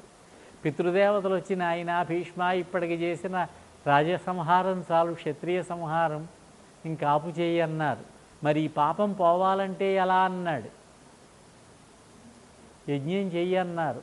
అప్పుడు యజ్ఞం చేసి ఆ యజ్ఞంలో తాను గెలుచుకున్న భూమినంతని కూడా కశ్యపుడికి దానం చేశాడు. కశ్యప మహర్షికి దానం తీసుకున్నా కశ్యపుడు అన్నాడు, ఏమయ్యా నువ్వు భూమిని దానం చేసావు, మరి నువ్వెక్కడ ఉంటావు, నాకు దానం ఇచ్చిన దాంట్లో నువ్వు ఉండకూడదు కదా అన్నాడు. ఎవరికైనా గోదానం చేసి ఆయన బయలుదేరి వెళ్ళబోతుంటే, ఉండండి బాబు కాసిన పాలు పితుక్కుంటాను అనకూడదు. గోదానం చేశాక ఆ వస్తువు ఆయిందే. అప్పుడు ఆయనకి భూమంతా దానం చేసి సముద్రుడిని అడిగి మహేంద్ర పర్వతం, కన్యాకుమారి మహేంద్ర పర్వతం దగ్గర సముద్రుడిని అడిగితే ప్రార్థించడం కాదు, అడగడమే. సముద్రుడు వెనక్కి జరిగి ఒక కొండని ఇస్తే ఆ మహేంద్ర పర్వతం మీద ఉంటాడు ఆయన. ఇప్పటికీ ఉన్నాడు, చిరంజీవి, కలియుగాంతం వరకు ఉంటాడు పరశురాముడు. 7 ఉన్నారు చిరంజీవులు. అశ్వత్థామ బలిర్వ్యాస, హనుమాంశ్చ విభీషణ, కృపశ్చ పరశురామశ్చ. వీళ్ళంతా చిరంజీవులు, కలియుగాంతం వరకు ఉంటారట. జ్ఞానులైన వాళ్ళకి కనిపిస్తారు కూడా. కాశీలో వ్యాస మహర్షి శంకరాచార్యుల వారికి కనిపించి వేదాంత చర్చ జరిపారట. తిక్కన మహాకవి కనిపించారట, కాళిదాసుకు కనిపించారట. అలాగే విద్యానంద స్వామి ఆయనకి కనిపించారట. అలాగే అశ్వత్థామ వాసుదేవానంద సరస్వతి స్వామి వారికి కనిపించారట. ఆ గిర్నార్ అడవుల్లో గుజరాత్ ప్రాంతంలో ఈయన గుర్తుపట్టాడు అశ్వత్థామని. అలాంటి మహాత్ములు కనిపిస్తారు, మనం వెడితే మనకు కనిపించరు. పొరపాటున కాశీలో వ్యాస మహర్షి మనకు ఎదురొస్తుంటే చిల్లర లేదు బయటికి వెళ్ళంటాం మనం, ఎవరో బిచ్చగాడు వచ్చాడు అనుకుని. మనం గుర్తుపట్టలేం, మన దురదృష్టం అది. ఇంక మిగతా ఆ అంబ ఏం చేసింది, పరశురాముడు వచ్చాడు. 21 రోజులు యుద్ధం జరిగింది పరశురాముడికి భీష్ముడికి. పరశురాముడు భీష్ముడు దెబ్బలకి తట్టుకోలేకపోయినాడు. అమ్మా నేనేం చేయలేనమ్మా వెళ్ళన్నాడు. అంబ అప్పుడు పరమేశ్వరుడి కోసం తపస్సు చేసి వచ్చే జన్మలో పురుషుడై పుట్టి స్త్రీగా పుట్టి పురుషుడుగా మారి శిఖండి అన్నారు. ద్రౌపదుడు కూతురుగా జన్మించి తర్వాత కుమారుడిగా పెరిగింది. భీష్ముడిని వధించేలాగా వరం పొంది అగ్నిలో శరీరాన్ని విడిచిపెట్టింది యోగ మార్గంలో. భీష్ముడు తన యొక్క తీసుకువచ్చినటువంటి ఇంకిద్దరు మిగిలారు, అంబిక, అంబాలిక. వీరిద్దరినీ తన తమ్ముడైనటువంటి విచిత్రవీర్యుడికిచ్చి వివాహం చేశాడు. పరమ సౌందర్యవతులు వదిలిపెట్టి ఉండలేక 7 సంవత్సరములు వారితోడిదే లోకంగా గడిపి క్షయవ్యాధికి గురై అకాల మరణం చెందాడు విచిత్రవీర్యుడు. వంశం నిర్వంశం అయిపోయింది. తర్వాత తరం లేదు, ఇక్కడతోటి వంశం ఆగిపోయింది. సత్యవతీదేవి భీష్ముడిని అడిగింది, నాయనా నువ్వు వివాహం చేసుకో, సంతానాన్ని కను, రాజు లేడు ముందు రాజ్యాన్ని పరిపాలించు, లేదా నీ తమ్ముని భార్యల యందు సంతానాన్ని కను. దీన్ని దేవరన్యాయం అంటారు. తమ్ముడు మరణిస్తే తమ్ముడు భార్య యందు అన్నగారు సంతానాన్ని పొందడం, ఇది కూడా ధర్మశాస్త్రములు అంగీకరించిందే. అమ్మ, నీ వివాహం కోసమే నేను భీషణ ప్రతిజ్ఞ చేసి అందరి చేత భీష్ముడిని పిలిపించుకుంటున్నాను. ఈ జీవితమంతా బ్రహ్మచర్యంతో గడపాలని నిర్ణయం తీసుకున్నవాణ్ణి కుదరదమ్మా, ఎలా చేస్తానన్నాడు. ఏం చెయ్యాలి? రేపు కొనసాగిద్దాము. స్వస్తి. స్వస్తి ప్రజాభ్యః పరిపాలయంతాం న్యాయేన మార్గేణ మహిం మహీశాః. గోబ్రాహ్మణేభ్యః శుభమస్సు నిత్యం. లోకాః సమస్తాః సుఖినో భవంతు. రేపు 6:30కి ప్రారంభిద్దాం. అందరూ రావాల్సిందిగా కోరుతూ స్వస్తి.